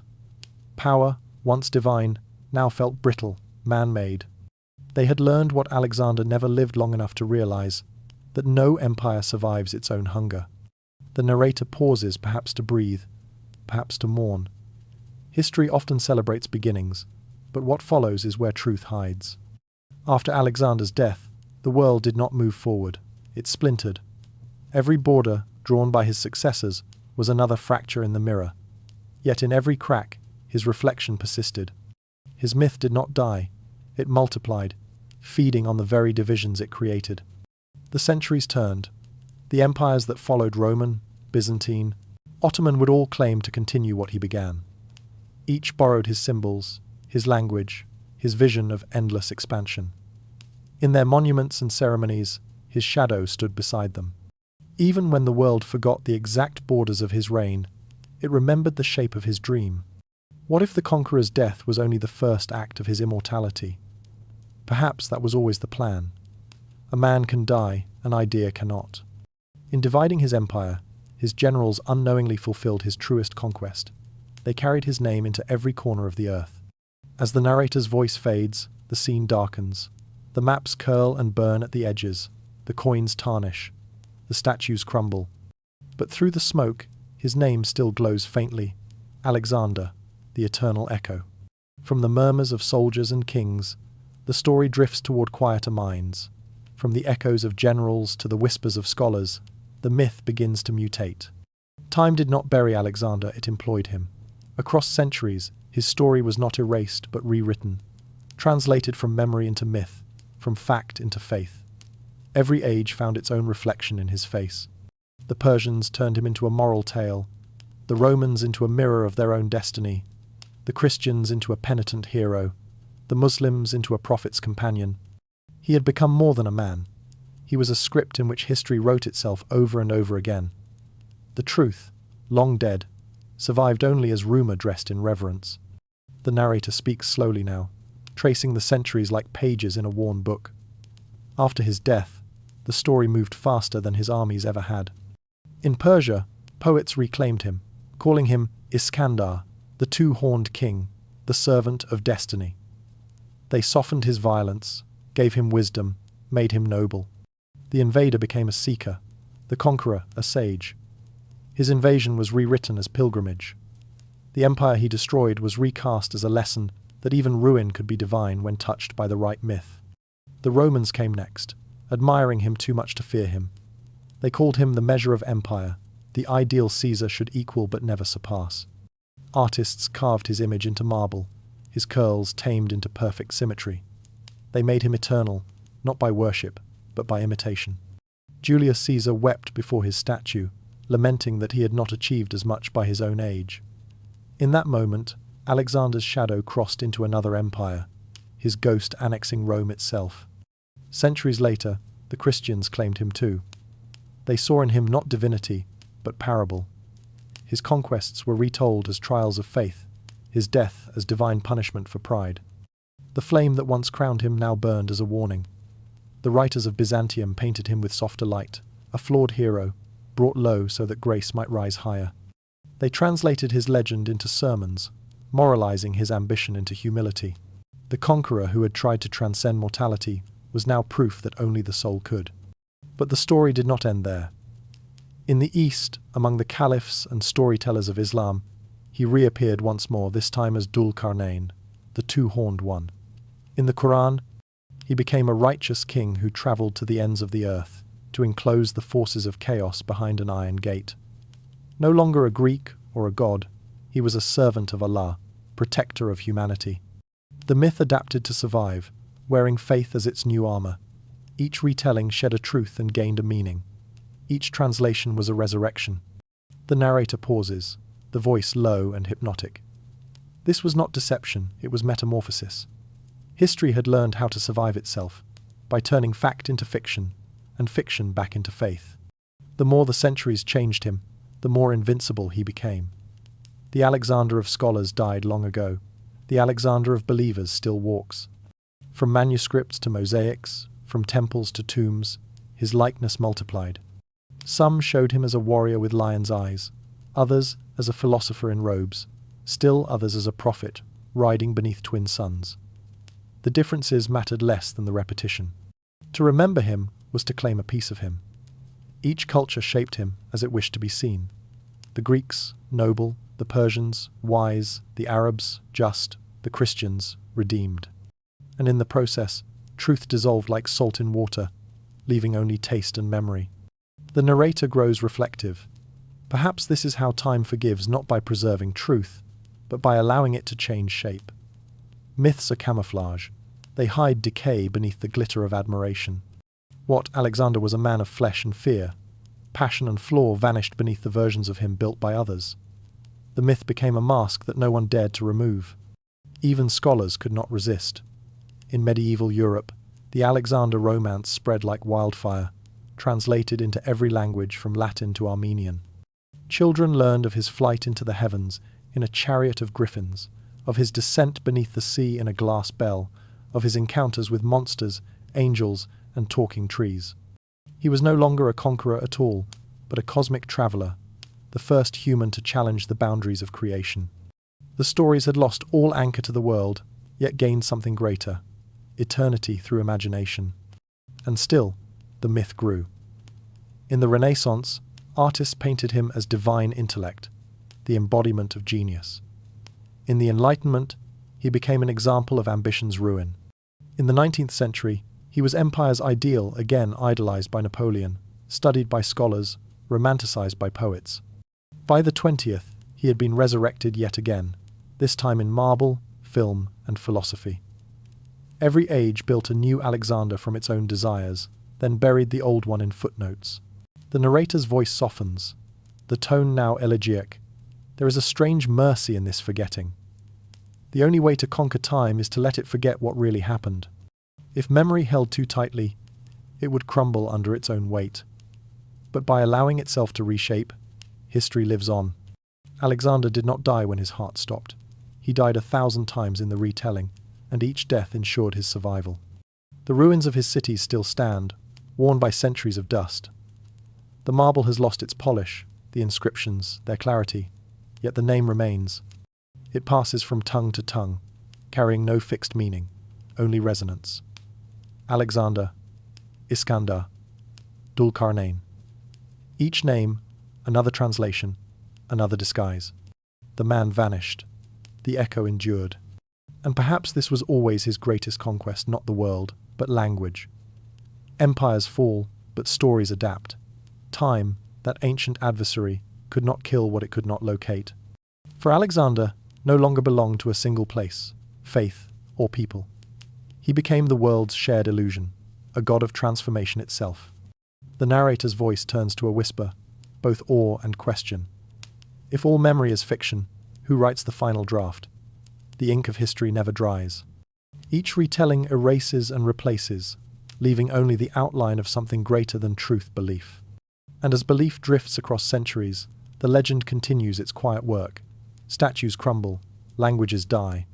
Yet somewhere, in a corner of a forgotten library, a reader opens an ancient text and finds him waiting, still young, still undefeated, still writing himself into every age that dares to remember.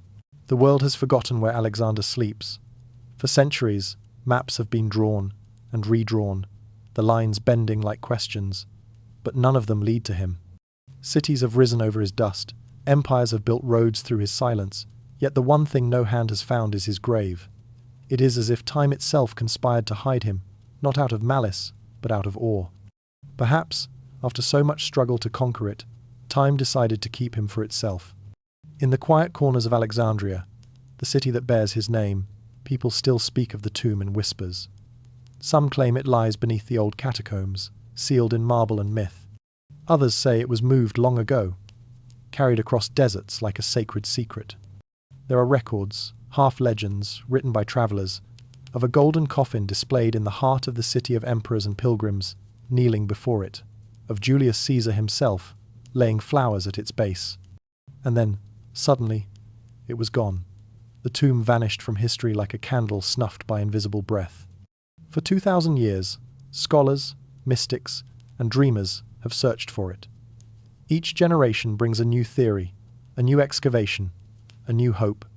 Beneath libraries, under marketplaces, in flooded ruins, and sand-buried corridors they dig, certain they are close. Every discovery brings only more mystery, an inscription without context, a chamber without bones, a shadow where a body should be. The earth answers with riddles. Perhaps that is its way of protecting him. The narrator's voice slows, soft and reverent. There is something almost holy in the not knowing. To find the tomb would be to end the story, and stories as vast as his are not meant to end. Still, people keep looking. A man once spent half his life beneath Alexandria, chasing tunnels that no map recorded. When asked why, he said, because he changed the world, and the world owes him a place. Others search for different reasons: faith, fame, obsession, or perhaps an unspoken longing to stand close to something that once touched eternity. The modern world hums with machines and satellites, but none can locate him. The desert has shifted too many times. The sea has swallowed too much. What was once solid has become fluid. The ground where he once walked now trembles with subways, the air above filled with noise and neon. Yet even through all this, the myth persists. Each rumor rekindles the old fire that somewhere, beneath the dust and water, he waits. Not dead, not alive, waiting. Archaeologists speak of evidence, soil layers, ruins, fragments of marble. Mystics speak of energy, a pulse beneath the earth, a warmth that stirs the compass needle. In Siwa, where he once was called the son of Zeus, pilgrims still visit the old temple, laying coins and prayers on the sand. They say at night, the wind carries a faint rhythm, like armor shifting in sleep. In Alexandria, old fishermen tell stories of blue light glowing under the harbor, deep beneath the waves. Some say it is the reflection of a lost temple. Others swear it is the tomb itself, humming faintly, dreaming. The legend of the lost tomb has become more than history. It is an inheritance of wonder. Museums dedicate wings to it, scholars argue over it, and storytellers reshape it for each age. Yet the absence remains the same: perfect, untouched, impossible. No bones, no crown, no trace. It is as if he stepped out of history the same way he entered it, through imagination. The narrator lingers here, voice tender and speculative. Perhaps the tomb was never meant to be found. Perhaps it was never built at all. Some say Ptolemy lied, that he hid the body not to protect it, but to free it, to allow the myth to walk untethered. Others believe the body was taken by the desert itself, dissolved into sand, scattered across the empire he made. And there are those who claim he ascended, that his soul refused to rest, choosing instead to haunt the margins of time. There is a strange beauty in the thought that the world keeps turning above him, unaware of the presence it carries. Skyscrapers and markets, schools and noise, all standing over a silence older than memory. Maybe he is there, beneath the asphalt and the echoes, watching the empire of light and glass rise where his marble once stood. Maybe he lies beneath the modern world like a buried heartbeat, faint but constant, reminding us that nothing ever truly disappears. In moments of reflection, the narrator grows almost philosophical. What is a tomb, after all, but an anchor for remembrance? If Alexander's body is missing, perhaps that is because his story refused to stay buried.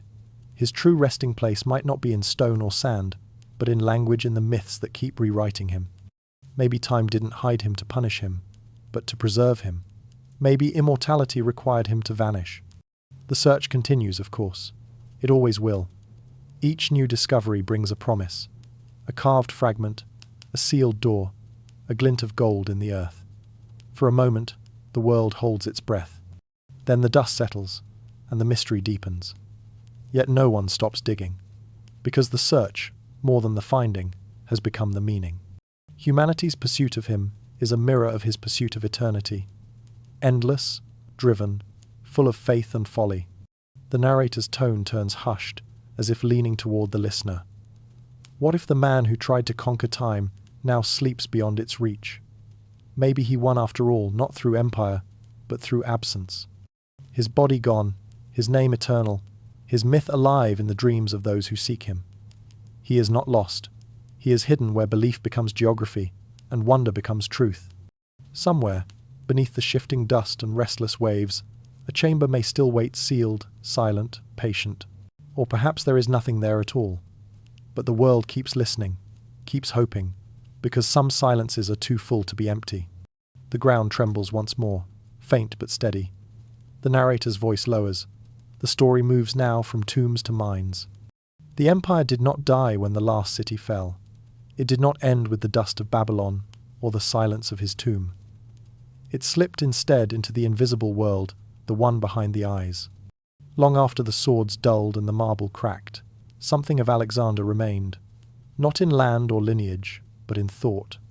He had redrawn the map of possibility itself. Where once men sought to live, they now sought to be remembered. His empire was no longer measured in miles, but in the human hunger for permanence. The narrator's voice slows, gentle but charged with awe. What Alexander built was not just a kingdom of stone, it was a blueprint for ambition. Before him, greatness was a privilege of gods and dynasties. After him, it became an expectation. Every generation since has inherited his disease, the need to matter beyond death. His march never stopped. It only changed form. You can see it everywhere, in the poet chasing immortality through words, in the conqueror trading blood for fame, in the artist who signs their name like a prayer against forgetting.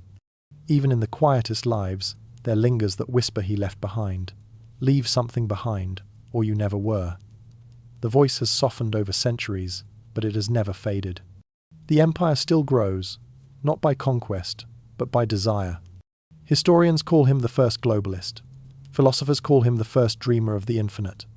But perhaps he was something stranger, the first to turn mortality into a challenge rather than a sentence. His soldiers built cities in his name. The modern world builds monuments of data and light. Where he crossed deserts and seas, we cross networks and algorithms, still chasing the same illusion that if we move far enough, leave enough behind, time will yield. Maybe that is time's greatest trick, teaching us to want what it can erase. The ancient world learned it through him. Today, we rehearse it daily, posting, building, naming, remembering, forgetting. The hunger he carried through empires has become the pulse of civilization itself. Every monument, every museum, every archive is an echo of that same defiance. Humanity no longer fears death as much as anonymity. The narrator's tone turns intimate, almost confessional. Perhaps that was Alexander's real conquest, not Asia, not Persia, not the edges of the world, but the human mind.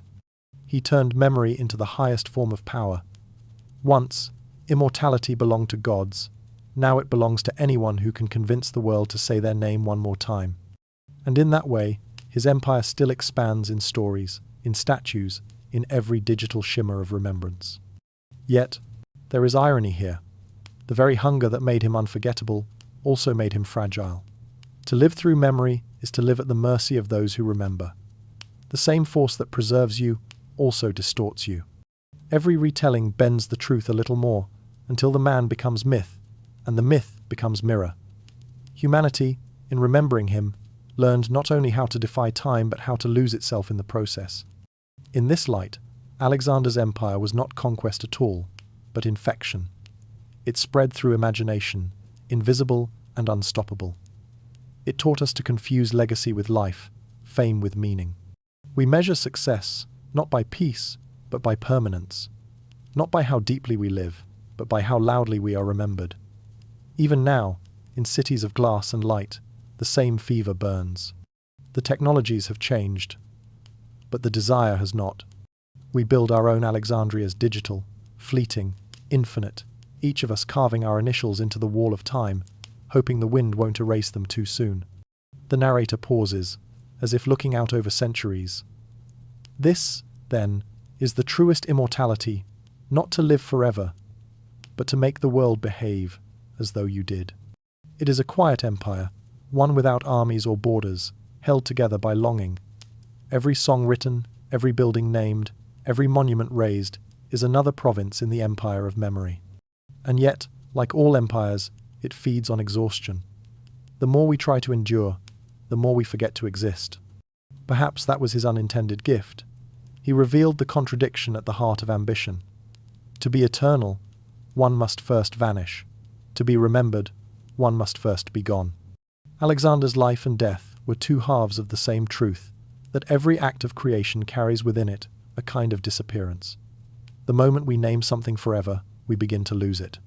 The narrator's voice grows softer now, like someone speaking across a dream. Maybe that is why no one ever found his tomb. Maybe he knew what we still refuse to learn, that the body must fade for the myth to live. If time hides him, it is only because he built the perfect disguise: belief.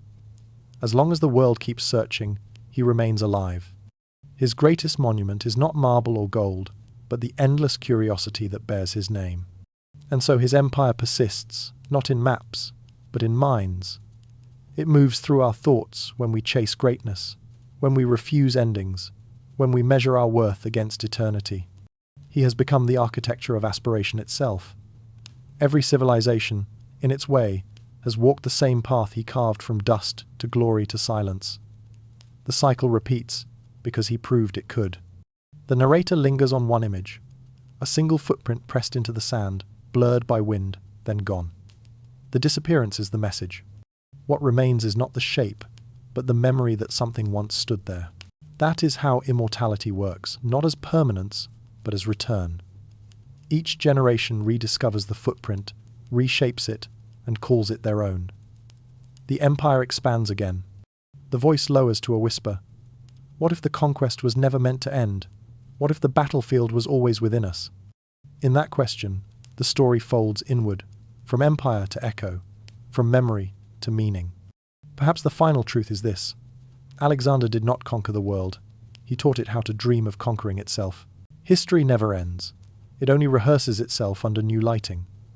The faces change, the weapons evolve, the flags flutter in different winds, but beneath it all, the same fever burns.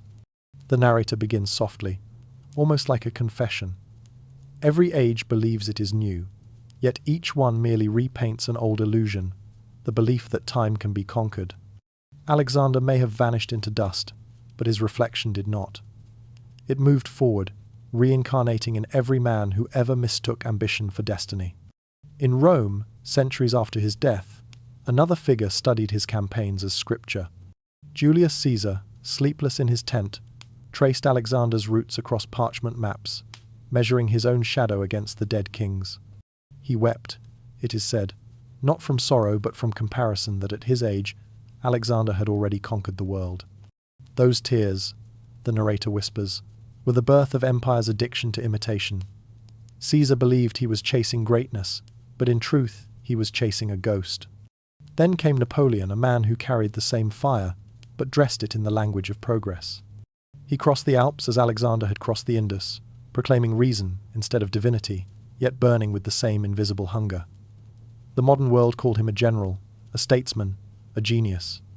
But beneath the uniform, the echo was unmistakable. The boy from Corsica, staring into the mirror of history and asking not, "What can I create?" but "What can I repeat?" His downfall, like Alexander's, came not from defeat but from overreach, the belief that movement itself was proof of meaning. The 20th century learned that echo too well. Empires replaced thrones, and ideology replaced faith, but the rhythm was the same: expansion, worship, ruin.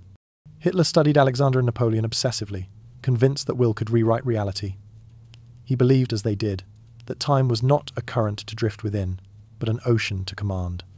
And like them, he discovered the same truth too late, that time does not bow. It waits, and when the fever burns itself out, it cleanses the world with silence. The narrator pauses, allowing the thought to breathe.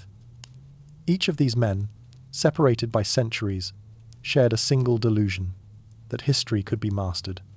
They saw time as a ladder, not a cycle, something to climb rather than something to understand.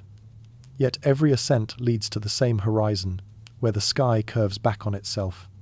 Each conqueror, staring upward, eventually finds his own reflection looking down.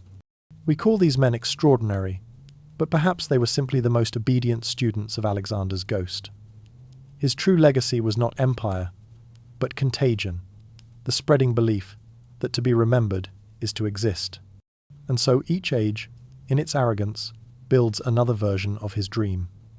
The symbols change, swords become satellites, chariots become tanks, armies become algorithms. But the pulse remains. Humanity, even in the glow of modernity, still marches under invisible banners. The narrator's tone turns reflective, almost weary. Even now, in glass towers and digital thrones, the pattern repeats. The modern conqueror no longer carries a spear, but a screen. He no longer claims divine blood, but divine innovation. The map is no longer the earth, it is the network, the market, the algorithm. Yet the psychology is identical. The hunger to be first, to be greatest, to leave an empire of influence that time cannot erase. In boardrooms and laboratories, the ghost of Macedon still whispers, "Expand, conquer, be remembered." But what if the imitation never ends? What if every act of progress is just the same hand, reaching again and again through centuries, trying to grasp a shape it can never hold? Perhaps the world is not evolving, but orbiting, spinning endlessly around a myth it cannot escape. The technologies grow brighter, the speeches grow louder, but the silence underneath remains the same. The same need, the same fear, the same refusal to accept that all empires, even invisible ones, fade. The narrator's voice softens further. There is tragedy in the repetition, but also revelation. Each failed conqueror leaves behind not only ruins, but reminders, fragments that teach the next dreamer what not to forget. Perhaps that is why the cycle continues. Humanity mistakes inheritance for destiny. We carry the ashes of ambition as though they were instructions, and each new generation, looking backward, mistakes warning for inspiration. Napoleon once said that Alexander was his eternal companion. Hitler called him the eternal symbol of power, and in every age since, from politicians to billionaires, artists to generals, the same fascination endures. They see him not as man, but as mirror, a reflection of what power might look like if it were pure, untouchable, and endless. Yet the mirror deceives. For behind that gleam lies the truth he could never escape. The brighter the light, the deeper the shadow. Perhaps time's cruelty is not that it repeats, but that it records.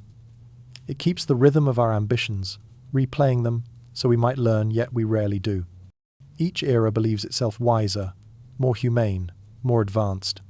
But in the soft hours of the night, beneath the monuments and the noise, we are still building the same temples, still worshipping the same myth of control. The materials change, the prayer does not.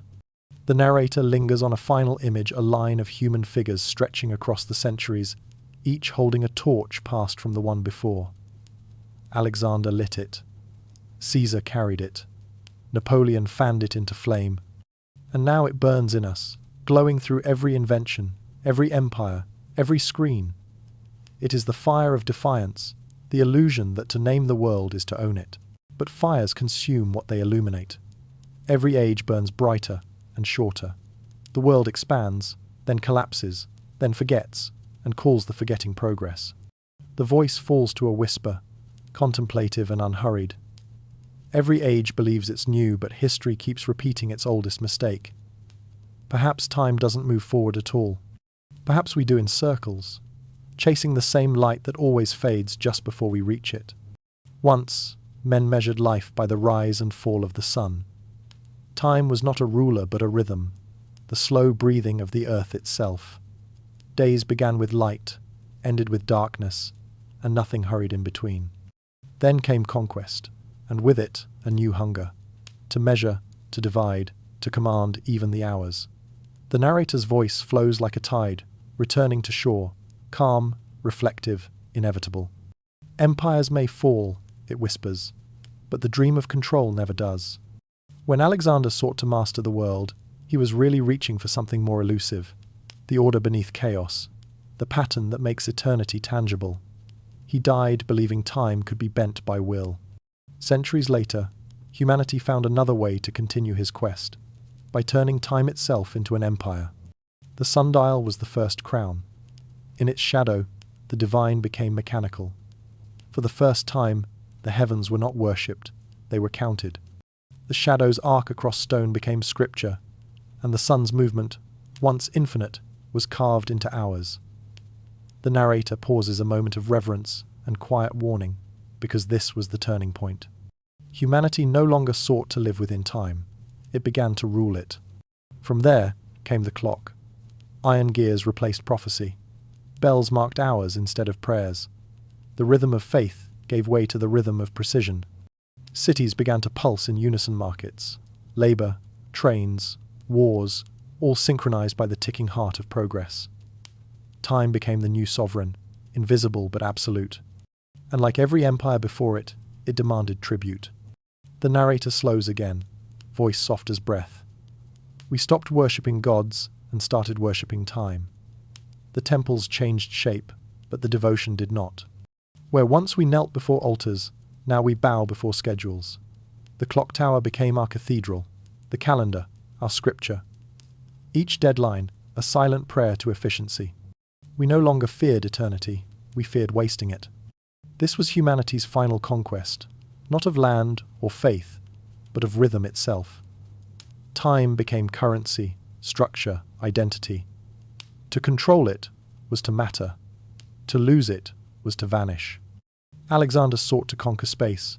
His descendants learned to conquer seconds. The empire of the clock stretched farther than his armies ever could, across continents, cultures, and consciousness. Every tick became a crown, every tock, a reminder that we serve something we built but cannot escape. The narrator reflects. Perhaps this is how time finally avenged itself. Alexander's dream of dominion was fulfilled, but not by him, by the species that inherited his hunger. We no longer need gods to measure our worth. We have minutes. We no longer build pyramids. We build calendars. We no longer fight for glory. We fight for more hours in the day. Every empire ends in dust, but the clock never stops. And yet, in its precision, something was lost. The stillness that once connected us to the stars has been replaced by motion without meaning. The ancients looked upward and felt eternity. We look downward and count. The narrator's tone turns tender, wistful. In mastering time, we forgot how to feel it. The hours became smaller, the silence between them thinner. We learned to chase seconds, but not to inhabit them. Even our language betrays us. We spend time. We save time. We waste it, lose it, run out of it, as though it were gold slipping through our hands. But time was never ours to possess. It was always the river, not the treasure. The illusion of control, the same illusion Alexander died believing, is the quiet tragedy of progress. Yet, the narrator wonders, perhaps the clock is not our tyrant but our teacher. Each tick reminds us of impermanence. Each second handed to the past is a whispered sermon. Nothing lasts, therefore everything matters. Maybe the clock is not the crown we wear, but the one that humbles us. A silent emperor, reminding us that eternity is only meaningful when it ends. There is beauty in the realization that no conquest can claim time. For all our measurements, we cannot lengthen a moment. For all our empires, we cannot command the next breath. And yet we try, endlessly arranging our lives in grids and alarms, convincing ourselves that structure means safety. The narrator pauses. Maybe this is what it means to be human, to live inside a paradox, worshipping what we can never own. As centuries pass, the clock evolves again, from tower to pocket, from wrist to screen. We carry it now like a talisman, checking it not for guidance, but for reassurance. Its glow comforts us in darkness. Its pulse syncs with our hearts. We have internalized it, become part of its mechanism. The empire of time no longer surrounds us, it lives within us. Still, in the quiet hours, when the world dims and machines sleep, another rhythm returns, older, slower, truer. The heartbeat, the breath, the small, patient movements that ignore the clock's authority. In these rare moments, we remember what time once was before we crowned it, a companion, not a cage. The narrator's voice fades to a whisper. Every empire that sought control from Alexander's to ours mistook order for meaning. We mastered calendars, but forgot constellations. We built clocks to measure eternity, not realizing that every second was already sacred. In the final image, the clock slows. The ticking dissolves into silence. The crown of hours fades into shadow. And in that stillness, something ancient stirs the quiet before the first conquest, the breath before the first dawn. As the clock fades, silence remains, preparing us for revelation. The war was never truly over. It only changed shape, trading swords for calendars, armor for memory. The narrator speaks softly now, as if from the edge of a dream. Maybe the war against time never ended, it just changed its soldiers. What Alexander once fought with armies, humanity continues to fight with words, art, invention, and faith. Each generation, standing before the shadow of eternity, raises its banner of defiance and whispers the same vow, not yet. In this final retelling, time is not an abstract measure, but a vast, silent army. Its legions move unseen, the rust that eats metal, the wind that wears down stone, the forgetting that erases names. It advances without cruelty, without haste, simply fulfilling its nature. Against that endless tide, Alexander stands again, not as a king, but as an idea, the will to exist, to burn brightly, even while knowing the darkness will return. The battlefield stretches across centuries. Mountains rise and fall like waves. Civilizations bloom and crumble like grass. Time does not fight, it absorbs. Each empire that challenges it becomes part of its dust. Babylon, Rome, Byzantium, the modern world, all are monuments turned into sand, carried by the same invisible wind. Yet amid the ruin, one spark endures, the human refusal to vanish quietly. The narrator's tone deepens, reverent and rhythmic, as though describing a ritual. Alexander's war is not his alone, it is ours. Every act of creation, every painting, invention, or poem is a sword raised against oblivion. Every child born, every memory preserved, every story told is a small rebellion against the inevitable. The enemy is unseen but omnipresent. It waits in silence, counting down not victories, but moments. In this symbolic vision, the great conqueror stands once more before the horizon. The world is gone, replaced by a vast plain of shifting light. Before him stretches an army of shadows, not men, but moments already lost. The faces of those he once knew blur and dissolve into mist. He lifts his hand, and instead of a sword, he holds a flame, fragile, trembling, the last remnant of will. Around him, the wind hums the sound of ticking the heartbeat of time. He steps forward. Each footfall echoes across centuries. The narrator describes it not as battle, but as communion, the meeting of what is finite and what is eternal. The flame flickers, caught between persistence and surrender. Time does not strike him down, it simply continues, patient as ever. Yet somehow, by standing, he defies it. The rebellion lies not in victory, but in endurance. The narrator pauses. Perhaps that is the secret we inherited from him, not how to conquer time, but how to walk beside it without bowing. Every life becomes a campaign, every heartbeat a drum. We fight not to win, but to prove that existence itself is an act of resistance. Time devours everything, yet cannot digest meaning. The things we create, beauty, love, memory, pass through its teeth untouched. As the story swells, the metaphors sharpen into reflection. Time's army grows louder now, its march echoing through our own lives. The clock, the routine, the slow erosion of youth, all its soldiers. We armor ourselves with habits, dreams, art, faith. We build monuments and families and digital archives, all in the hope that something of us might outlast the silence. Like Alexander, we know the outcome, and yet we keep fighting. There is a strange nobility in that futility. The narrator speaks it like a prayer. We fight, knowing we will lose, and in that knowledge lies our immortality. The last battle is never won, it is only lived. To resist forgetting, even for a moment, is to create eternity within the brief span of breath. That is why his story matters, because it is not his alone. It belongs to anyone who has ever wanted to leave a mark on the world before fading from it. In the dreamscape of this metaphor, the battle reaches its quiet climax. The flame wavers. The shadow of time leans close, vast and formless. Yet, instead of extinguishing the light, it bends toward it. The two meet, flame and darkness, moment and infinity. The narrator slows to a whisper. Time, perhaps, does not hate us. It only tests how brightly we are willing to burn. The scene widens.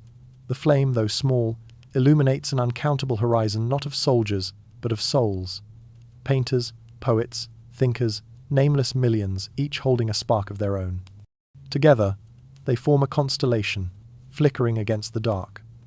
Time continues its march, but now its path is lit. The war, it seems, was never meant to be won. It was meant to be seen. The narrator breathes out a long, soft line. Every second you remember someone, you defeat eternity for an instant.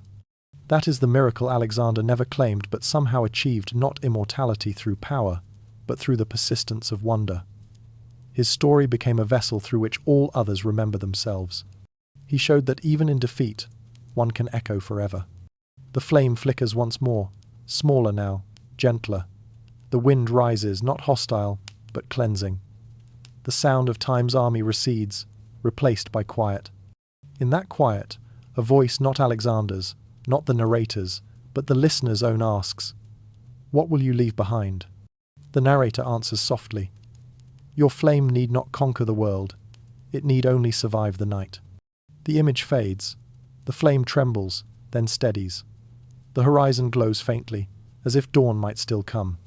The story does not end in triumph or tragedy, but in recognition that the struggle itself is sacred. The war against time continues, carried now by every breath, every thought, every act of remembrance. And somewhere, in the endless dark between centuries, Alexander still stands not as a conqueror, not as a king, but as a mirror, the first soldier in a war that never ends, reminding us that to exist, even briefly, is to defy the infinite. The flame flickers, the story prepares for its final revelation. In the end, all that remained was silence. No empire, no throne, no map. Just the slow breathing of the world, patient, indifferent, whole again. The narrator's voice emerges softly from that stillness, almost like a confession. Perhaps Alexander did not conquer time. Perhaps time conquered him by letting him believe he could. That is its oldest trick, to grant us the illusion of victory just long enough for us to mistake it for eternity. He spent his life chasing horizons, yet every dawn looked the same. Each victory brought only another edge, another mirage. The cities he built, the temples he raised, the coins that bore his face, all of them became the architecture of absence. His greatness was real, but so was its fragility.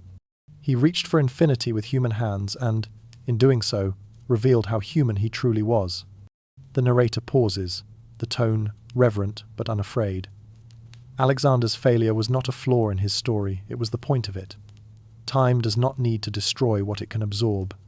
It let him burn bright enough to outshine mortality, knowing the flame would exhaust itself. He became not the master of time, but its masterpiece, a figure carved from ambition and undone by it. The tragedy is not that he died, it's that he believed dying was defeat. His empire, That vast lattice of dust and desire dissolved almost as soon as he left it. The cities fought each other, the generals crowned themselves, and the dream turned back into history, the kind that fades at the edges. Yet, in that collapse, something strange happened. The pattern he drew upon the world, that relentless march toward meaning, survived. The shape of his failure became a template for every dream that followed. Humanity learned from his undoing, not his triumph. The narrator's tone shifts, warm and reflective. Perhaps that is the quiet genius of his story, to fail so completely, yet remain eternal. We remember him, not because he won, but because he tried. In every person who reaches beyond their grasp, he lives again. His empire was not land, but longing.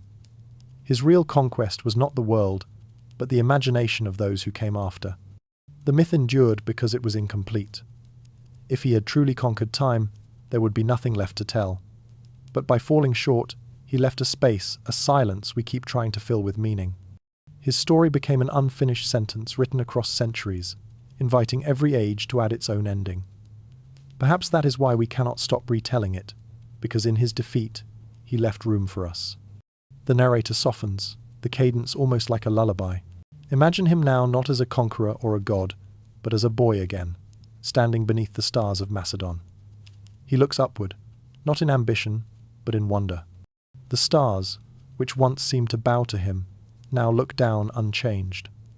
They do not judge, they simply shine, as they did before and after him. The night reclaims what glory forgets. What then did he conquer? The world returned to dust, his cities renamed, his image worn smooth by centuries of touch. And yet, the thought of him still moves us. It stirs something ancient, a quiet ache, a recognition. We are drawn not to his victories, but to the beautiful futility of his struggle. He reminds us that even failure, when complete enough, can become immortal. The narrator lingers on this paradox. To fail so completely yet remain eternal, is that not victory? Perhaps that was time's secret gift. In allowing him to chase forever, it ensured he would join it. He became part of the rhythm he once defied, folded into the same continuum he tried to master. Time did not erase him, it transformed him. He became its echo. In every century, the world rediscovers him through marble, through text, through film, through thought. He returns as symbol, question, mirror. Each version reshaped by the era that needs him. Some see him as hero, others as warning. But all see him. Time has not forgotten, it has simply changed the way it remembers. The narrator breathes, the tone almost intimate now. Maybe that is the real immortality, not to escape time, but to live within it so deeply that even its forgetting carries your shape. The river moves, but something of you remains in its current. Every age carries fragments of Alexander ambition, doubt, wonder woven into its own pulse. He is not gone. He has been absorbed. The story bends inward. What if this was always his destiny, not to rule the world, but to dissolve into it, to become the pulse behind every human urge to create, to defy, to dream? His empire may have vanished, but his pattern remains invisible, yet indestructible, repeating in the heartbeat of every soul that refuses to settle for smallness. The narrator slows, voice like fading light. Perhaps time did not conquer him cruelly, but kindly. It let him believe in victory, so that we might believe in striving. His story is proof that even impermanence can be eternal when lived intensely enough. What he built was mortal, what he symbolized was not. And so, at the end of all empires and echoes, one truth remains. He conquered nothing, yet changed everything. His cities fell, but the dream did not. His name eroded, but the question survived. How far can a single life reach before it disappears? The world has been answering that question ever since. The narrator's voice falls to a whisper now, each word like dust settling on marble.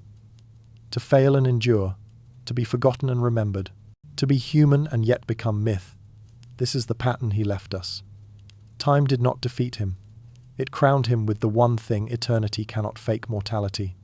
The stars return. The voice fades into them like breath. The story does not close. It exhales. Somewhere beyond the horizon, the sound of marching ceases. The silence expands. And in that silence, A faint pulse, not of victory, but of persistence. The eternal echo begins to hum again. The voice fades into starlight, setting up the eternal echo. It begins again beneath the same stars. The night over Macedon has not changed. The constellations drift in their patient arcs, indifferent to centuries, carrying the same light that once fell on a boy's upturned face. The narrator's voice returns to that first stillness, calm, hushed, almost sacred. Here, where the story began, the sky remembers everything. The fields are quiet now. The marble has crumbled, the empire's forgotten, but the wind still moves as it did when Alexander stood dreaming of worlds unseen. It carries something faint through the grass, not words, not song, but a whisper. The same one that once told him he was destined for greatness. The same one that told him he could bend time. It has crossed deserts and oceans, lingered in ruins, passed through the mouths of poets and kings. It is not a voice anymore, it is a feeling, eternal and familiar. What if time's revenge was to make him unforgettable? The narrator lingers on the question. Every civilization that followed him built monuments against silence. Stone pillars, pyramids, cathedrals, skyscrapers, each one an echo of the same defiance. The materials changed, the language changed, but the purpose did not. We build to be remembered. We tell stories so that silence never wins. The difference is only in the medium. His empire was carved into the earth. Ours lives in data and light. Both fade, but both whisper before they do. The camera of the mind pans outward. The world turns, continents shift, the names on maps dissolve. Yet the story persists. It does not need walls or crowns to survive only listeners. Time, once the enemy, has become the storyteller itself, carrying the echo forward. Every generation hears it differently, as prophecy, as caution, as dream. But always, beneath interpretation, the pulse remains, the need to outlast the self. The narrator's tone softens, reflective but tender. Perhaps that is humanity's truest inheritance, not empire or invention, but remembrance. We are creatures of echo. We measure our lives not in years but in reverberations. A gesture of kindness, a spark of art, a name spoken after death. These are our small victories against eternity. Alexander's story, for all its grandeur, was only a magnified version of this same impulse. He reached for the impossible so that the rest of us might find beauty in the attempt. Now, time has done what no rival could. It has taken his empire and turned it into language. The dust of his conquests became words, myths, philosophies, questions. The same way rivers erode mountains into stories told by fishermen, time reshaped his ambition into parable. What began as hunger for control became an invitation to wonder. And perhaps that is its quiet mercy, to turn obsession into wisdom, conquest into reflection. The narrator breathes, voice light as moonlight. The boy beneath the stars is still there, somewhere beyond the centuries, looking up. He has become all of us, the dreamers, who stare into the dark and imagine shape in the void. He is every child who wonders if the sky remembers names, every artist who sculpts against forgetting, every wanderer who mistakes distance for meaning. The story of Alexander is not about victory or failure anymore. It is about the sound that remains after both. We listen to that sound without realizing it in the hum of history, in the rhythm of clocks, in the quiet urge to leave something behind. His whisper is now the heartbeat of time itself. Not a command, not a prophecy, but a reminder. Nothing lasts, and therefore everything matters. The narrator pauses the tone now almost lullaby soft. What if that is how time redeems us? Not by preserving what we make, but by allowing it to matter while it exists. The beauty of impermanence is not that it ends, but that it allows meaning to bloom in the space before it does. Alexander's dream failed because it had to. His life was too small to hold it, just as ours are. But in his failure, he showed us something the gods never could. How fragile eternity really is, and how human it feels to chase it anyway. The wind rises again across the plains. The grass moves like a memory, and the stars above flicker as if remembering their old audience. Somewhere in the distance, an unseen river flows the same kind that carried his armies, the same that carried his ashes. The world breathes through itself, unchanged in essence, waiting for the next dreamer to listen. The narrator smiles through words you can almost hear. It is strange how silence remembers more faithfully than noise. The ruins of empires fade, but the spaces between them hold everything. Laughter, loss, promise, time, once feared, has become a keeper, not a thief. It wears the faces of all who lived, all who tried. It carries their whispers gently, layering them until eternity sounds less like power and more like a sigh. We build, we fall, we tell stories again. That is the rhythm. That is the legacy. Perhaps Alexander's true conquest was not the world, but the silence that would have followed without him. He gave it a shape, a song, a heartbeat that still hums under the surface of things. The world may no longer bow to him, but it still remembers how it felt to dream as he did.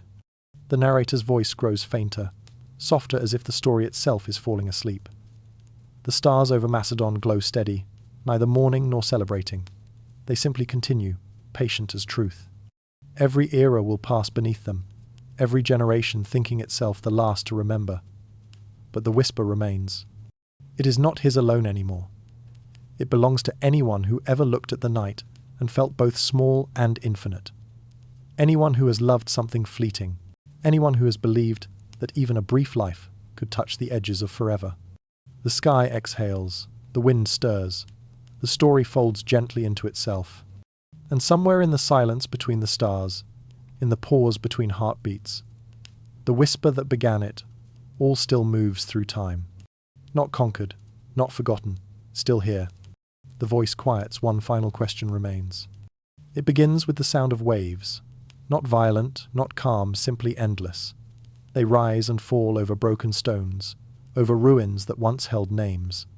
The camera of the mind drifts across the world, the deserts where empires turned to dust, the seas that swallowed forgotten ships, the mountains still waiting for new explorers who will think they are the first.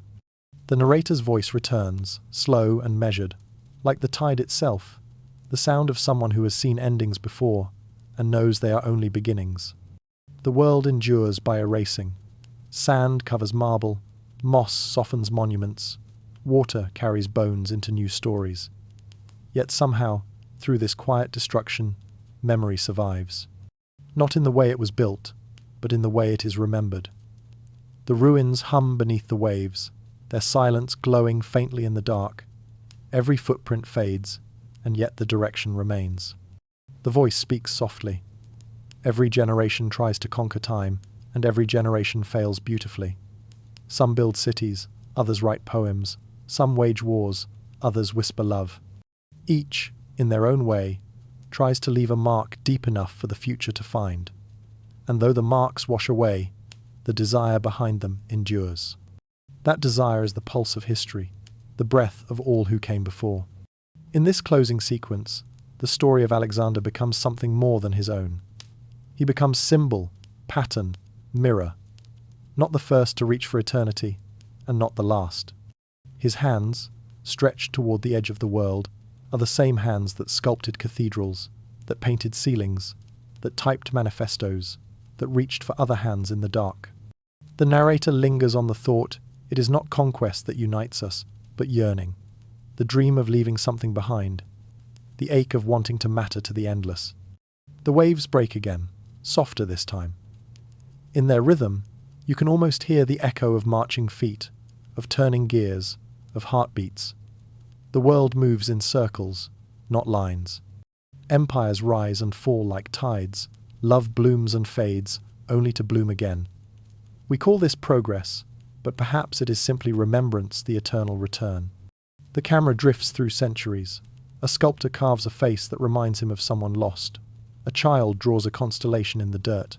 A scientist names a star after the one who taught them to look up. The narrator's voice grows tender. Every act of creation is an act of defiance against disappearance. Every time we build, sing, write, or love, we touch the edge of eternity, even if just for a moment. Perhaps that is what Alexander felt at the height of his conquest. Not power, but proximity. The sensation of standing so close to the infinite that he mistook it for possession. But possession was never the point. Eternity cannot be taken, it can only be touched. And that touch, brief, trembling, impossible, is enough to make the whole struggle worth it. The imagery deepens, Night settles over deserts where his armies once slept. The wind combs through the dunes, shaping them into waves of gold.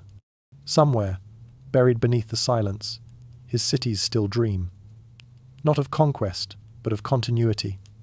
Time has forgotten their builders, but not their purpose. They remain, half erased, half alive, waiting for another dreamer to rediscover them and mistake rediscovery for invention. The narrator's tone becomes almost prayer-like. The story of humanity, it says, is not a ladder but a circle. We walk the same roads, speak the same fears, chase the same horizon. Every age believes it has outgrown the past, yet every age still kneels before the same altar, the longing to be remembered. The gods we worship change their faces from thunder to gold, from kings to numbers, but the devotion remains the same. And through it all, time watches, not cruelly, but curiously. It allows us our monuments, our music, our wars and wonders, because it understands something we do not. That meaning is born from impermanence. A love that lasts forever has no urgency. A life that never ends has no fire. The narrator pauses, the silence long enough to feel like understanding. Perhaps time is not the enemy after all, but the stage on which we learn how to matter. The music of the words slows to a whisper. The stars return. They look exactly as they did when the story began, when a boy once believed they were waiting for him. The sky, ageless and forgiving, does not answer questions. It simply shines. It does not remember names, but it remembers light. And maybe that is all memory truly is, the persistence of brightness after its source is gone. The waves keep moving. The ruins sink deeper. Somewhere, a voice ours, his, everyone's continues to tell the story, reshaping it for another century. The narrator speaks one final time. He nearly succeeded, and perhaps that is enough. The film lingers on that line, as if time itself pauses to listen. Then, quietly, it releases the moment. The sea breathes out. The stars fade behind dawn. The story folds into silence, not an ending, but a return. The final images are simple. Footprints dissolve in sand. The tide smooths the shore. Somewhere far away, a clock ticks patient, eternal, indifferent. Its rhythm is the same as a heartbeat, the same as a wave.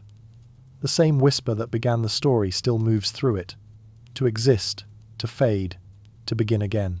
The narrator's voice is almost gone now, more presence than sound. It says that everything we love, everything we build, everything we lose, is part of a single conversation between humanity and time. We speak through creation. Time replies through change. Neither wins, neither ends. The light fades completely. Only sound remains, the slow, steady ticking of time. And then, even that stops.